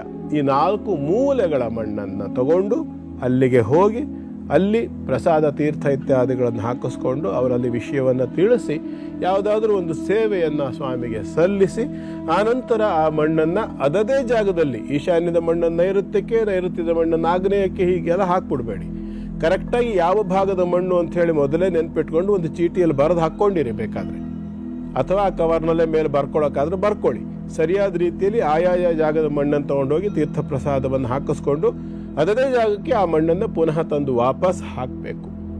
ಈ ರೀತಿಯಾಗಿ ಮಾಡಿಕೊಂಡು ಆ ನಂತರದಲ್ಲಿ ಮನೆ ಕಟ್ಟಡವನ್ನು ಮುಂದುವರಿಸಿ ನಡೀತದೆ. ದೈವಾನುಗ್ರಹ ಆಗ್ತದೆ. ಎಲ್ಲ ಚೆನ್ನಾಗಿದೆ, ಚಿಂತೆ ಮಾಡೋದು ಬೇಡ. ಒಳ್ಳೆಯದಾಗಲಿ. ಕಾವ್ಯ ಅವರೇ, ಧನ್ಯವಾದಗಳು. ಕಾರ್ಯಕ್ರಮಕ್ಕೆ ಮೆಸೇಜ್ ಅನ್ನ ಕಳಿಸಿದ್ದಕ್ಕಾಗಿ. ವೀಕ್ಷಕರೇ, ನಿಮಗೂ ಕೂಡ ಪ್ರಶ್ನೆಗಳಿದ್ರೆ ಮತ್ತೆ ತಡ ಯಾಕೆ, ವಾಟ್ಸಪ್ ನಂಬರ್ಗೆ ಮೆಸೇಜ್ ಕಳಿಸಿ, ಕೆಳಗಡೆ ಕಾಣಿಸ್ತಿರೋಂಥ ನಂಬರ್ಗೆ. ಹಾಗೆ ಮೇಲ್ ಮುಖೇನ ಅಥವಾ ಪತ್ರದ ಮುಖೇನ ಕೂಡ ನಿಮ್ಮ ಪ್ರಶ್ನೆಗಳನ್ನ ಕೇಳಬಹುದು ಅಂತ ಹೇಳ್ತಾ, ಜೊತೆಗೆ NKR TV ಕನ್ನಡ ಯೂಟ್ಯೂಬ್ ಚಾನೆಲ್ನಲ್ಲಿ ಯಾವಾಗ ಬೇಕಾದರೂ ನಮ್ಮ ವಾಹಿನಿಯಲ್ಲಿ ಪ್ರಸಾರವಾಗುವಂಥ ಎಲ್ಲ ಕಾರ್ಯಕ್ರಮಗಳನ್ನು ತಾವು ಆರಾಮವಾಗಿ ವೀಕ್ಷಿಸಬಹುದು ಅಂತ ತಿಳಿಸ್ತಾ, ಗುರುಗಳೇ, ಕೊನೆಯ 4 ರಾಶಿ ಆಯ್ತು. ಈಗ ಧನುರಾಶಿ. ಧನುರಾಶಿಯವರಿಗೆ ಇವತ್ತು ಚಂದ್ರಾಷ್ಟಮ ಯೋಗದಿಂದ ಪರಿಹಾರವನ್ನು ಹೊಂದತಕ್ಕಂಥ ದಿನ. ಆರೋಗ್ಯದಲ್ಲಿ ಸುಧಾರಣೆ ಆಗ್ತಕ್ಕಂಥ ಲಕ್ಷಣ ಇದೆ ಮತ್ತು ವಿಶೇಷವಾಗಿ ಪುಣ್ಯ ಕಾರ್ಯಗಳಲ್ಲಿ ಆಸಕ್ತಿಯನ್ನು ಹೊಂದತಕ್ಕಂಥ ದಿನ. ಭಾಗ್ಯಕ್ಕೆ ಬಂದಿರತಕ್ಕಂತಹ ಚಂದ್ರ ಸಾಕಷ್ಟು ಪುಣ್ಯ ಕಾರ್ಯಗಳನ್ನು ನಿಮ್ಮಿಂದ ಮಾಡಿಸ್ತಾನೆ ಅಂತ ಹೇಳುತ್ತೆ. ಕಾರಣ ಏನು ಅಂತಂದರೆ, ಧನುರಾಶಿಗೆ ಪಂಚಮಾಧಿಪತಿ ಆಗಿರತಕ್ಕಂಥ ಮಂಗಳ, ಅದರಲ್ಲೂ ವಿಶೇಷವಾಗಿ ಚಂದ್ರ ತೃತೀಯಕ್ಕೆ ಬಂದಿದ್ದಾನೆ, ಚಂದ್ರ ತ್ರಿಕೋಣಕ್ಕೆ ಬಂದಿರೋದರಿಂದ ಪುಣ್ಯ ಕಾರ್ಯಗಳಲ್ಲಿ, ಸತ್ಕಾರ್ಯಗಳಲ್ಲಿ, ಒಳ್ಳೆಯ ಕೆಲಸಗಳಲ್ಲಿ ಆಸಕ್ತಿಯನ್ನು ಕೊಡ್ತಾನೆ. ಜೊತೆಯಲ್ಲಿ ದೇವತಾರಾಧನೆಗೆ ಕೂಡ, ಸ್ತ್ರೀ ದೇವತಾರಾಧನೆಗೆ ಯೋಗ್ಯವಾಗಿರತಕ್ಕಂಥ ಒಂದು ಮನಸ್ಥಿತಿಯನ್ನು ಕೊಡ್ತಾನೆ. ಹಾಗಾಗಿ ನೀವು ಸಾಕಷ್ಟು ಈ ವಿಷಯದಲ್ಲಿ ಚೇತರಿಕೆಯನ್ನು ನೋಡಬಹುದಾಗಿರುತ್ತೆ. ಆರ್ಥಿಕ ವ್ಯವಹಾರಗಳಲ್ಲಿ ಕೂಡ ಸ್ವಲ್ಪ ಮಟ್ಟಿಗೆ ಲಾಭವನ್ನು ನೋಡಬಹುದು. ವಿದ್ಯಾರ್ಥಿಗಳಿಗೆ ವಿದ್ಯಾಕ್ಷೇತ್ರದಲ್ಲಿ ಕೂಡ ಸ್ವಲ್ಪ ಮಟ್ಟಿನ ಪ್ರಗತಿಯನ್ನು, ಮಾನಸಿಕವಾಗಿರತಕ್ಕಂತಹ ಧೈರ್ಯ, ಸ್ಥೈರ್ಯ, ಶ್ರದ್ಧೆ, ಧೀಶಕ್ತಿ, ಪ್ರಜ್ಞಾಶಕ್ತಿಯನ್ನು ಹೆಚ್ಚು ಮಾಡಿಕೊಳ್ತಕ್ಕಂಥ ವಿಚಾರದಲ್ಲಿ ಸಾಕಷ್ಟು ಅನುಕೂಲಗಳನ್ನು ನೋಡಬಹುದಾಗಿರುತ್ತೆ. ಅಥವಾ ಈ ವಿಷಯಕ್ಕೆ ಸಂಬಂಧಪಟ್ಟು ಯಾರಿಗಾದರೂ ಸ್ವಲ್ಪ ಸಮಸ್ಯೆ ಇದೆ ಅಂತ ಹೇಳಾದರೆ ಒಂದು ಒಳ್ಳೆಯ ಔಷಧಿಯನ್ನು ಮನೆಯಲ್ಲಿ ಸಿದ್ಧಪಡಿಸ್ಕೊಳ್ಳೋದನ್ನು ಹೇಳ್ಕೊಡ್ತೀನಿ. ಅದನ್ನು ಪ್ರಯತ್ನ ಮಾಡಬಹುದು. ಇದು ಸುಮಾರು 6 ವರ್ಷ ದಾಟಿದ ನಂತರದ ಮಕ್ಕಳಿಗೆ ಕೊಡಬಹುದೇ ಹೊರತು ಅದಕ್ಕಿಂತ ಸಣ್ಣ ವಯಸ್ಸಿನ ಮಕ್ಕಳಿಗೆ ಈ ಔಷಧಿಯನ್ನು ಕೊಡ್ತಕ್ಕಂಥದ್ದು ಅಷ್ಟು ಒಳ್ಳೆಯದಲ್ಲ. ಹಾಗಂತ ಏನು ಅಪಾಯ ಆಗೋದಿಲ್ಲ. ನಿಮಗೆ ಗೊತ್ತಾಗ್ತದೆ ಏನು ಅಂತ. ಶುದ್ಧವಾದ ದೇಸಿ ಹಸುವಿನ ತುಪ್ಪವಾಗಬೇಕು. ಸ್ವಲ್ಪ ಹಳದಿ ಬಣ್ಣ ಇರುತ್ತೆ ಅದು, ಅರ್ಥ ಆಯ್ತಲ್ಲ. ಮಾರ್ಕೆಟ್ನಲ್ಲಿ ಸಿಗ್ತಕ್ಕಂಥ ತುಪ್ಪಕ್ಕೆ ಪ್ರಾಶಸ್ತ್ಯವನ್ನು ನಾನು ಕೊಡೋದಿಲ್ಲ. ಈ ಔಷಧಿಗಾಗಿ ಮಾತ್ರ ಮತ್ತೆ ಹೇಳ್ತಿರೋದು. ಬೇರೆ ಟೈಮಲ್ಲಿ ಅನಿವಾರ್ಯ ಆದಾಗ ತಂದ್ಕೊಳ್ಳೇಬೇಕು. ಆದರೆ ಈ ಔಷಧಿಯನ್ನು ಸಿದ್ಧಪಡಿಸ್ಲಿಕ್ಕೆ ಏನು ಮಾಡಬೇಕು ಅಂತಂದರೆ, ಶುದ್ಧವಾದ ದೇಸಿ ಹಸುವಿನ ಆಕಳ ತುಪ್ಪ ಆಗಿರಬೇಕು. ಅಂದರೆ ಜೆರ್ಸಿ ಅಥವಾ ಈ HF ಆಸ್ಟಿನ್ ಇತ್ಯಾದಿ ಹೇಳ್ತಾರಲ್ಲ, ಆ ಥರದ ಹಸುಗಳಲ್ಲ. ಈ ಒಂದು ದೇಸಿ ಹಸುವಿನ ತುಪ್ಪವನ್ನು ತಂದು ಕನಿಷ್ಠ ಒಂದು 300 ಗ್ರಾಮ್ ಇರಲಿ, 300 ಗ್ರಾಮ್ ಇರತಕ್ಕಂಥ ತುಪ್ಪವನ್ನು ತಂದು ಸ್ವಲ್ಪ ಬಿಸಿ ಮಾಡ್ಕೋಬೇಕು. ಆ ಬಿಸಿ ಮಾಡ್ಕೊಳ್ಳೋದಕ್ಕಿಂತ ಮೊದಲು ನಾವು 48 ಒಂದೆಲಗ ಅಂತ ಹೇಳ್ತಾರೆ, ಬ್ರಾಹ್ಮಿ ಅಂತ ಹೇಳ್ತಾರೆ. ಒಂದೆಲಗ ಅಂದರೆ ಅನೇಕರಿಗೆ ಗೊತ್ತಿರ್ತದೆ. ಆ ಒಂದೆಲಗವನ್ನು ತರಬೇಕು, ಬೇರು ಸಹಿತವಾಗಿ ತರಬೇಕು. ಬೇರು ಸಹಿತವಾಗಿ ತಂದು ಅದನ್ನು ಆ ಮಣ್ಣಿನ ಅಂಶವನ್ನು ಚೆನ್ನಾಗಿ ತೊಳಿಬೇಕು, ಸ್ವಚ್ಛವಾಗಿ ತೊಳೆದು ಕ್ಲೀನ್ ಮಾಡಬೇಕು. 48 ಎಲೆಗಳಿರಬೇಕು, ನೆನ್ಪಿಟ್ಕೊಳ್ಳಿ. ತಂದು ಅದನ್ನು ಸ್ವಚ್ಛವಾಗಿ ತೊಳೆದು ತುಪ್ಪವನ್ನು ಕಾಯಿಸಬೇಕು. ತುಪ್ಪ ಚೆನ್ನಾಗಿ ಕಾದು ಹೊಗೆ ಬರುವಷ್ಟು ಬಿಸಿ ಮಾಡಬಾರ್ದು, ಸ್ವಲ್ಪ ನಾರ್ಮಲ್ಗಿಂತ ಹೆಚ್ಚು ಬಿಸಿ ಇರಬೇಕು. ತಕ್ಷಣದಲ್ಲಿ ತುಪ್ಪಕ್ಕೆ ಬೆರಳನ್ನು ಅದ್ದೋಕೆ ಆಗದೆ ಇರುವಷ್ಟು ಬಿಸಿ ಆಗಬೇಕು, ಹಾಗಂತ ಹೊಗೆ ಬರುವಷ್ಟು ಬಿಸಿ ಆಗಬಾರ್ದು. ಅಷ್ಟು ಬಿಸಿ ಆಗಿರತಕ್ಕಂತಹ ಆ ತುಪ್ಪಕ್ಕೆ ಈ ಒಂದು 48 ಎಲೆಗಳು ಇರ್ತಕ್ಕಂಥ ಈ ಒಂದೆಲಗ ಅಥವಾ ಬ್ರಾಹ್ಮಿ ಅಂತ ನಾವೇನು ಹೇಳ್ತೀವಿ, ಅದನ್ನು ಚೆನ್ನಾಗಿ ಸ್ವಚ್ಛವಾಗಿ ತೊಳೆದು ತಂಪಿನಲ್ಲಿ ಒಣಗಿಸಿರ್ಬೇಕು. ಅದು ಎಷ್ಟು 24 ಗಂಟೆಗಳ ಕಾಲ ತಂಪಿನಲ್ಲಿ ಇಟ್ಟಿರ್ಬೇಕು. ಅದನ್ನು ಬಿಸಿಲಿಗೆ ಹಾಕಬಾರ್ದು. ಆ ನಂತರದಲ್ಲಿ ಅದನ್ನು ಆರಬೇಕು, ಮಿಕ್ಸಿಗೆ ಹಾಕೋದಲ್ಲ, ಅರಿಬೇಕು. ಅದನ್ನು ಸ್ವಚ್ಛವಾಗಿ ಮಣ್ಣಿನಂಶ ಇಲ್ಲದೆ ಇದ್ದಂಗೆ, ಕಲ್ಲಿನಂಶ ಇಲ್ಲದೆ ಇದ್ದ ಹಾಗೆ ಎಚ್ಚರಿಕೆ ವಹಿಸಬೇಕು. ಹಾಗೆ ಅರೆದಿರ್ತಕ್ಕಂತಹ ಒಂದೆಲಗವನ್ನು, ಬ್ರಾಹ್ಮಿಯನ್ನು ಬಿಸಿಯಾಗಿರ್ತಕ್ಕಂಥ ತುಪ್ಪದಲ್ಲಿ ಹಾಕಿ ಮುಚ್ಚಿಟ್ಬಿಡ್ಬೇಕು. ಆ ನಂತರದಲ್ಲಿ ಅದನ್ನು ಪ್ರತಿನಿತ್ಯ ಮಕ್ಕಳಿಗೆ ಮಧ್ಯಾಹ್ನದ ಊಟದಲ್ಲಿ 2 ಚಮಚ ತಿನ್ನಲಿಕ್ಕೆ ಕೊಡಬೇಕು. ಇದನ್ನು ಕನಿಷ್ಠ 4 ಮಂಡಲಗಳ ಪರ್ಯಂತ, 4 ಮಂಡಲಗಳು ಅಂತಂದರೆ ಎಷ್ಟು, 194 ದಿನ ಅಥವಾ 192 ದಿನ ಇದನ್ನು ಸರಿಯಾದ ರೀತಿಯಲ್ಲಿ ನೀವು ತಿನ್ನಲಿಕ್ಕೆ ಕೊಟ್ಟಿದ್ದು, 192 ದಿನಗಳ ಕಾಲ ತಿನ್ನಲಿಕ್ಕೆ ಕೊಟ್ಟಿದ್ದ ಪಕ್ಷದಲ್ಲಿ ಸಾಕಷ್ಟು ಬೌದ್ಧಿಕವಾಗಿರ್ತಕ್ಕಂಥ ಬೆಳವಣಿಗೆ ಆಗುತ್ತೆ. ಪ್ರಯತ್ನ ಮಾಡಿ. ಶುಭವಾಗಲಿ. ಮುಂದೆಂದು ಮಕರ ರಾಶಿ. ಮಕರ ರಾಶಿಯವರಿಗೆ ಇವತ್ತು ಯತ್ನ ಕಾರ್ಯಗಳಲ್ಲಿ ವಿಘ್ನ, ಸತ್ಕಾರ್ಯಗಳಲ್ಲಿ ತಡೆಗಳು ಉಂಟಾಗ್ತಕ್ಕಂಥ ಲಕ್ಷಣ ಕಾಣಿಸುತ್ತೆ. ಯಾಕೆ ಅಂತಂದ್ರೆ ಪಂಚಮಾಧಿಪತಿಯೂ ಆಗಿರ್ತಕ್ಕಂಥ ಶುಕ್ರನಿಗೆ, ಕರ್ಮಾಧಿಪತಿಯಾಗಿರತಕ್ಕಂಥ ಶುಕ್ರನಿಗೆ ಚಂದ್ರನ ಬಾಧೆ ಅಂತಕ್ಕಂಥದ್ದು ಕಾಣಿಸುತ್ತೆ. ಚಂದ್ರ ರಾಹುಗಳ ಬಾಧೆ ಅಂತಕ್ಕಂಥದ್ದಿರೋದ್ರಿಂದ, ಮತ್ತು ಮಕರ ರಾಶಿಗೆ 3ನೇ ರಾಶಿಯಲ್ಲಿ ಮಂದಗ್ರಹವಾಗಿರ್ತಕ್ಕಂಥ ಶನೈಶ್ಚರ, 2ನೇ ರಾಶಿಯಲ್ಲಿ ಪಾಪಗ್ರಹವಾಗಿರ್ತಕ್ಕಂಥ ರಾಹು ಇರೋದ್ರಿಂದ ಸತ್ಕಾರ್ಯಗಳಲ್ಲಿ, ಪುಣ್ಯ ಕಾರ್ಯಗಳಲ್ಲಿ, ದೇವತಾ ಕಾರ್ಯಗಳಲ್ಲಿ, ಯಜ್ಞಗಳಲ್ಲಿ ಸಂಪೂರ್ಣವಾಗಿರ್ತಕ್ಕಂಥ ನಿರಾಸಕ್ತಿ ಬರತಕ್ಕಂಥದ್ದು. ಯಾವುದೋ ಒಂದು ಅಭಿವೃದ್ಧಿಯನ್ನು ಉದ್ದೇಶವಾಗಿ ಇಟ್ಟುಕೊಂಡು ಆ ಕಾರ್ಯಕ್ಕೆ ಕೈ ಹಾಕಿರ್ತೀರಿ. ದೇವತಾ ಕಾರ್ಯ ಇರಬಹುದು, ಪಿತೃ ಕಾರ್ಯ ಇರಬಹುದು. ಯಾವುದೇ ಕಾರ್ಯವನ್ನು ನೀವು ಮಾಡೋದಕ್ಕೆ ಕಾರಣ ಏನೋ, ಯಾವುದೋ ಒಂದು ರೀತಿಯಾಗಿರ್ತಕ್ಕಂಥ ಸಮಸ್ಯೆಯಿಂದ ಹೊರಬರಲಿಕ್ಕೆ ಅಥವಾ ಯಾವುದೋ ಒಂದು ಅನುಕೂಲವನ್ನು ನಿರೀಕ್ಷಿಸಲಿಕ್ಕಾಗಿ ಆ ಒಂದು ಸತ್ಕಾರ್ಯವನ್ನು ಮಾಡಲಿಕ್ಕೆ ಹೊರಟಿರ್ತೀರ. ಆ ಕಾರ್ಯವನ್ನು ಮಾಡುವಾಗ ನಿಮಗೆ ಆಸಕ್ತಿನೇ ಇಲ್ಲ ಅಂತ ಹೇಳಿದ್ರೆ ಆ ಕಾರ್ಯದ ಫಲ ಹೇಗೆ ಸಿಗುತ್ತೆ? ಹಾಗಾಗಿ ಅದನ್ನು ಮಾಡುವಂಥ ಸಂದರ್ಭದಲ್ಲಿ ನಿಮ್ಮ ಆಸಕ್ತಿ ಕಡಿಮೆ ಆಗ್ತಕ್ಕಂಥ ಲಕ್ಷಣಗಳು. ಕಾರಣ ಚಂದ್ರ ಮತ್ತು ರಾಹು ಯೋಗ, ಮಾನಸಿಕವಾಗಿರ್ತಕ್ಕಂಥ ಒಂದು ಭ್ರಮಾಧೀನ ಸ್ಥಿತಿ ಅಥವಾ ಗ್ರಹಣ, ಮಂಕು, ಏನೋ ಒಂಥರ ಇವತ್ತು ಯಾಕೋ ಆಸಕ್ತಿನೇ ಇಲ್ಲ, ಉಲ್ಲಾಸನೇ ಇಲ್ಲ ಮನಸ್ಸಿಗೆ ಅಂತಕ್ಕಂಥ ಒಂದು ಸ್ಥಿತಿ. ಆದರೆ ಇದನ್ನು ದಾಟಬೇಕು. ಇವೆಲ್ಲ ಪರೀಕ್ಷೆಗಳು. ಆ ಮಂಕು ಇತ್ಯಾದಿಗಳು ಕವಿದಾಗ ಸುಮ್ಮನೆ ಕೂತ್ರೆ ಯಾವ ಉಪಯೋಗವೂ ಇಲ್ಲ. ನಾವು ಒಂದು ಕಾಲದಲ್ಲಿ ಹಾಗೆ ಇದ್ದು ಒಂದು ವಯಸ್ಸಿನಲ್ಲಿ. ಆದರೆ ಯಾವಾಗ ದೇವತಾರಾಧನೆ ಅಂತಕ್ಕಂಥದ್ದು ನಮಗೆ ಚೈತನ್ಯವನ್ನು ಕೊಡುತ್ತದೆ, ನಮಗೆ ಅದರಿಂದ ಸಾಕಷ್ಟು ಅನುಕೂಲಗಳಾಗ್ತದೆ, ದೈಹಿಕವಾಗಿ, ಮಾನಸಿಕವಾಗಿ, ಬೌದ್ಧಿಕವಾಗಿ, ಸಾಮಾಜಿಕವಾಗಿ ಕೂಡ ಅನುಕೂಲ ಆಗ್ತದೆ ಅನ್ನೋದು ನಮಗೆ ಜಾಗೃತವಾಯಿತು. ಆ ನಂತರದಲ್ಲಿ ನಾವು ಅದರಲ್ಲಿ ಹೆಚ್ಚು ಇನ್ವಾಲ್ವ್ಮೆಂಟನ್ನು ತೋರಿಸ್ತೀವಿ, ತಾದಾತ್ಮ್ಯತೆಯನ್ನು ತೋರಿಸ್ತೀವಲ್ವಾ. ಪ್ರಯತ್ನವನ್ನು ಮಾಡಬೇಕಾಗ್ತದೆ. ಶುಭವಾಗಲಿ. ಮುಂದಿಂದು ಕುಂಭರಾಶಿ. ಕುಂಭರಾಶಿಯವರಿಗೆ ಇವತ್ತಿನ ದಿನ ತಕ್ಕಮಟ್ಟಿಗೆ ಚೆನ್ನಾಗಿದೆ. ವ್ಯಾಪಾರ ವ್ಯವಹಾರಗಳಲ್ಲಿ ಅಲ್ಪ ಮಟ್ಟದ ಪ್ರಗತಿಯನ್ನು ಊಹಿಸಬಹುದಾಗಿರುತ್ತೆ. ಅಷ್ಟಮದಲ್ಲಿರ್ತಕ್ಕಂತಹ ಕನ್ಯಾಧಿಪತಿ ಅರ್ಥಾತ್ ಬುಧ ಸ್ವಕ್ಷೇತ್ರದಲ್ಲಿ ಇರ್ತಕ್ಕಂಥದ್ದು, ಉಚ್ಚ ಸ್ಥಿತಿಯಲ್ಲಿರ್ತಕ್ಕಂಥದ್ದು. ಕನ್ಯಾ ಯುಗ್ಮಪಥ ದಶಾಷ್ಟಕ ಚತುಷ್ಷಟ ನೇತ್ರಗ ಶೋಭನ ಅಂತ ಹೇಳ್ತಾರೆ.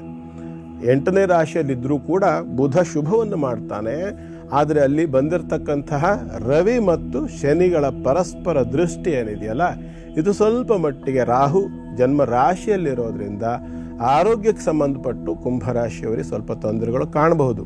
ವಿಶೇಷವಾಗಿ ರಕ್ತನಾಳಗಳಲ್ಲಿ, ನರನಾಡಿಗಳಲ್ಲಿ, ಶ್ವಾಸನಾಳದಲ್ಲಿ, ಅನ್ನನಾಳದಲ್ಲಿ ಅಥವಾ ಮೂಳೆಗಳಲ್ಲಿ, ಅಂದರೆ ಯಾವುದು ಪೈಪ್ ಥರದಲ್ಲಿ ನಾಳ ಸ್ವರೂಪದಲ್ಲಿರ್ತಕ್ಕಂಥದ್ದು, ಅನ್ನನಾಳ, ರಕ್ತನಾಳ, ಅಯೋರ್ಟ, ಅದೇನೋ ಹೇಳ್ತಾರಲ್ಲ, ಹೃದಯದ ಅಪಧಮನಿಯ ಅಭಿಧಮನಿಯನೇನೋ ಹೇಳ್ತಾರೆ, ಅದನ್ನು ಪೂರ್ಣ ನನಗೆ ಗೊತ್ತಾಗೋದಿಲ್ಲ. ಒಟ್ಟಾರೆ ರಕ್ತನಾಳಗಳಲ್ಲಿ ಯಾರಿಗೆ ಸಮಸ್ಯೆಗಳಿರ್ತದೆ ಅಥವಾ ಕರುಳಿನಲ್ಲಿ ಅಥವಾ ಬೋನ್ ಮ್ಯಾರೋಗಳಲ್ಲಿ ಇರ್ತಕ್ಕಂಥ ಸಮಸ್ಯೆಗಳೇನಿರ್ತದೆ ಅದು ತೀವ್ರವಾಗ್ತಕ್ಕಂಥ ಲಕ್ಷಣ ಕೆಲವರಿಗೆ ಕುಂಭರಾಶಿಯವರಿಗೆ ಗೋಚರವಾಗ್ತಾ ಇದೆ. ಹಾಗಾಗಿ ಯಾವುದಾದ್ರೂ ಔಷಧೋಪಚಾರಗಳಿಂದ ಆಹಾರಗಳಿಂದ ಬಂದಿರತಕ್ಕಂಥ ಈ ಸಮಸ್ಯೆಗಳನ್ನು ಕೂಡ ಊಹಿಸಬಹುದಾಗಿರುತ್ತೆ. ಎಚ್ಚರಿಕೆಯಿಂದ ಇರಿ. ಸರ್ಜರಿ ಕೂಡ ಕೆಲವರಿಗೆ ಬೇಕಾಗಬಹುದು, ಚಿಕ್ಕ ಪುಟ್ಟ ಟ್ರೀಟ್ಮೆಂಟ್ ಕೂಡ ಕೆಲವರಿಗೆ ಬೇಕಾಗಬಹುದು. ಅದನ್ನು ಸರಿಯಾದ ರೀತಿಯಲ್ಲಿ ತಗೊಳ್ತಕ್ಕಂಥದ್ದು. ಜೊತೆಯಲ್ಲಿ ಇಲ್ಲಿ ಮುಖ್ಯವಾಗಿ ಒಂದನ್ನು ನಾನು ಹೇಳಲಿಕ್ಕೆ ಬಯಸ್ತೀನಿ, ಅಗ್ನಿಯಾರಾಧನೆ ಬಹಳ ಶ್ರೇಷ್ಠ ಈ ಸಂದರ್ಭದಲ್ಲಿ. ಅಂದರೆ ಈ ಬೆರಣಿ ಬರ್ತದೆಯಲ್ಲ, ಅಗ್ನಿಹೋತ್ರದ ಆಚರಣೆ ನೀವು ಕೇಳಿರಬಹುದು. ಅಗ್ನಿಹೋತ್ರ ನಮ್ಮ NKR ವಾಹಿನಿಯಲ್ಲಿ ಕೂಡ ಅಗ್ನಿಹೋತ್ರ ಅಂತ ಒಂದು ಕಾರ್ಯಕ್ರಮ ಬರುತ್ತೆ. ಅಗ್ನಿಹೋತ್ರ ಮಾಡುವಂಥ ಕ್ರಮವನ್ನು ಕೂಡ ಅಲ್ಲಿ ಹೇಳಿದ್ದಾರೆ. ಅದನ್ನು ಸಂಪೂರ್ಣವಾಗಿ ಒಂದ್ಸರಿ ಗಮನ ಇಟ್ಟು ನೋಡ್ಕೊಳ್ಳಿ. ಆ ಅಗ್ನಿಹೋತ್ರ ಮಾಡ್ತಕ್ಕಂಥದ್ದನ್ನು ತಿಳ್ಕೊಳ್ಳಿ. ಈ ಅಗ್ನಿಹೋತ್ರವನ್ನು ನಿರಂತರವಾಗಿ ಎಡೆಬಿಡದೆ ತಪ್ಪದೆ 144 ದಿವಸಗಳ ಪರ್ಯಂತರ 3 ಮಂಡಲ ಅಂತ 144 ದಿನಗಳ ಪರ್ಯಂತರವಾಗಿ ಸೂರ್ಯೋದಯ ಮತ್ತು ಸೂರ್ಯಾಸ್ತ ಸಮಯದಲ್ಲಿ ಸರಿಯಾದ ಸಂದರ್ಭ ಅದು ಮಾಡಲಿಕ್ಕೆ. ಸೂರ್ಯೋದಯ ಮತ್ತು ಸೂರ್ಯಾಸ್ತದ ಕಾಲ ಪೂರ್ಣ ಬೆಳಕು ಬಂದಿರಬಾರ್ದು, ಪೂರ್ಣ ಕತ್ಲಾಗಿರಬಾರ್ದು ಸಂಜೆ. ಅಂಥ ಸಂದರ್ಭದಲ್ಲಿ ಇದನ್ನು ಮಾಡ್ತಕ್ಕಂಥದ್ದು ಬಹಳ ಶ್ರೇಷ್ಠವಾದ ಕಾಲ ಆಗಿರುತ್ತೆ. ಈ ಅಗ್ನಿಹೋತ್ರವನ್ನು ನಿರಂತರವಾಗಿ ಮಾಡೋದ್ರಿಂದ ಆರೋಗ್ಯದ ಅನೇಕ ಸಮಸ್ಯೆಗಳಿಗೆ ಪರಿಹಾರ ಅಂತಕ್ಕಂಥದ್ದು ಸಿಗುತ್ತೆ. ಆಚರಣೆ ಮಾಡಿಕೊಳ್ಳಿ. ಶುಭವಾಗಲಿ. ಕೊನೆಯದಾಗಿ ಮೀನರಾಶಿ. ಮೀನರಾಶಿಯವರಿಗೆ ಇವತ್ತು ವೈರಿಗಳಿಂದ ಸ್ವಲ್ಪ ಮಟ್ಟಿನ ಮಾನಸಿಕವಾದ ಬೇಸರವಾಗ್ತಕ್ಕಂಥ ಲಕ್ಷಣ ಇದೆ. ತೃತೀಯ ಮತ್ತು ಅಷ್ಟಮಾಧಿಪತಿ ಆಗಿರತಕ್ಕಂಥ ಶುಕ್ರನಿಗೆ ಪಂಚಮಾಧಿಪತಿ ಆಗಿರತಕ್ಕಂಥ ಚಂದ್ರನ ಸಹಯೋಗ ಬಂದಿದೆ. 6ನೇ ರಾಶಿಯಲ್ಲಿ ಬಂದಿರತಕ್ಕಂಥ ಒಂದು ಯೋಗ ಇದು. ಆದರೆ ಇದರ ಸ್ವಲ್ಪ ಆಂಶಿಕವಾಗಿರತಕ್ಕಂಥ ಪರಿವರ್ತನೆ ಕೂಡ ಕಾಣಿಸಬಹುದು. ಅಂದರೆ ಕೆಲವರ ಒಂದು ಮನೆಯಲ್ಲಿ ಕೆಲವರಿಗೆ ಒಂದು ಸಂಗಾತಿಯೊಂದಿಗೆ ಮಕ್ಕಳೊಂದಿಗೆ ಎಲ್ಲ ಒಂದು ಸ್ವಲ್ಪ ಮಾನಸಿಕವಾಗಿರ್ತಕ್ಕಂಥ ವೈಮನಸ್ಯ ಇತ್ಯಾದಿಗಳು ಇದ್ದಂಥ ಪಕ್ಷದಲ್ಲಿ ಅವು ಕೆಲವರಿಗೆ ನಿವೃತ್ತಿ ಆಗ್ತಕ್ಕಂಥ ಒಂದು ಯೋಗ. ಕೇತು ಇರೋದ್ರಿಂದ ಮಹಾಗಣಪತಿಯನ್ನ ಮತ್ತು ದೇವಿಯನ್ನ ಆರಾಧನೆ, ಶುಕ್ರ ಮತ್ತು ಕೇತು ಅಲ್ವಾ, ಚಂದ್ರ ಕೂಡ ಇರೋದ್ರಿಂದ ದೇವಿಯನ್ನ ಮತ್ತು ಮಹಾಗಣಪತಿಯನ್ನ ಸಂಯುಕ್ತವಾಗಿ ಆರಾಧನೆ ಮಾಡ್ಕೊಳ್ತಕ್ಕಂಥವರಿಗೆ ಈ ಸಮಸ್ಯೆ ಇದ್ದವರಿಗೆ ಅದು ಪರಿಹಾರವಾಗ್ತದೆ. ಆರಾಧನೆ ಮಾಡಿದ ಪಕ್ಷದಲ್ಲಿ ಬರ್ತಕ್ಕಂಥದ್ದು ಮುಂದೆ ಬರ್ತಕ್ಕಂಥ ಸಾಧ್ಯತೆಗಳಿದ್ರೂ ಕೂಡ ದೇವಿ ಮತ್ತು ಗಣಪತಿ ಆರಾಧನೆಯಿಂದ ಅದು ನಿವೃತ್ತಿಯನ್ನು ಹೊಂದುತ್ತದೆ. ಅದು ಆ ದೋಷ ಅಂತಕ್ಕಂಥದ್ದು ಪರಿಹಾರವಾಗ್ತದೆ. ಹಾಗಾಗಿ ಸರಿಯಾದ ರೀತಿಯಲ್ಲಿ ಆರಾಧನೆ ಮಾಡ್ಕೊಳ್ಬೇಕು. ಜೊತೆಯಲ್ಲಿ ರಾಶಿಯಲ್ಲಿರ್ತಕ್ಕಂಥ ಶನೈಶ್ಚರ, ಈ ಆರಾಧನೆಗೆ 12ನೇ ಮನೆಯಲ್ಲಿರ್ತಕ್ಕಂಥ ರಾಹು, ಎರಡೂ ಕೂಡ ರಾಹು ಮತ್ತು ಶನೈಶ್ಚರ ಈ ಎರಡೂ ಕೂಡ ಏನು ಮಾಡ್ತಾರೆ ಅಂದರೆ ಸ್ವಲ್ಪ ಆಲಸ್ಯವನ್ನು ಹೆಚ್ಚು ಕೊಡ್ತಾರೆ. ಮಂದ ತಮ ಅಂತ ಹೇಳ್ತಾರೆ. ಮಂದ ಅಂದರೆ ಶನಿ, ತಮ ಅಂದರೆ ರಾಹು. ಮಂದ ಮತ್ತು ತಮ ಅಂತಂದರೆ ಸೋಮಾರಿತನ ಮತ್ತು ಮಾನಸಿಕವಾಗಿರ್ತಕ್ಕಂಥ ಒಂದು ಮಾಂದ್ಯ, ಏನೋ ಒಂದು ಥರದ ಆಲಸ್ಯ, ಸೋಮಾರಿತನ ಇತ್ಯಾದಿಗಳನ್ನು ಕೊಟ್ಟು ಆ ಕಾರ್ಯವನ್ನು ವಿಳಂಬ ಮಾಡ್ತಕ್ಕಂಥದ್ದು ಅಥವಾ ಆ ಕಾರ್ಯದಲ್ಲಿ ಬಾಧೆಯನ್ನು ವಿಘ್ನವನ್ನು ಹಾಕ್ತಕ್ಕಂಥದ್ದು. ಆಸಕ್ತಿನೇ ಇಲ್ಲ, ಕೂರ್ಲಿಕ್ಕೆ ಆಸಕ್ತಿ ಇಲ್ಲ, ಎಲ್ಲೋ ಒಂದು ಕ್ಷೇತ್ರಕ್ಕೆ ಹೋಗ್ಲಿಕ್ಕೆ ಆಸಕ್ತಿ ಇಲ್ಲ, ಹೋಗೋ ಮೂಡಿದ್ರು ಅಲ್ಲಿ ಶ್ರದ್ಧೆ ಇಲ್ಲ.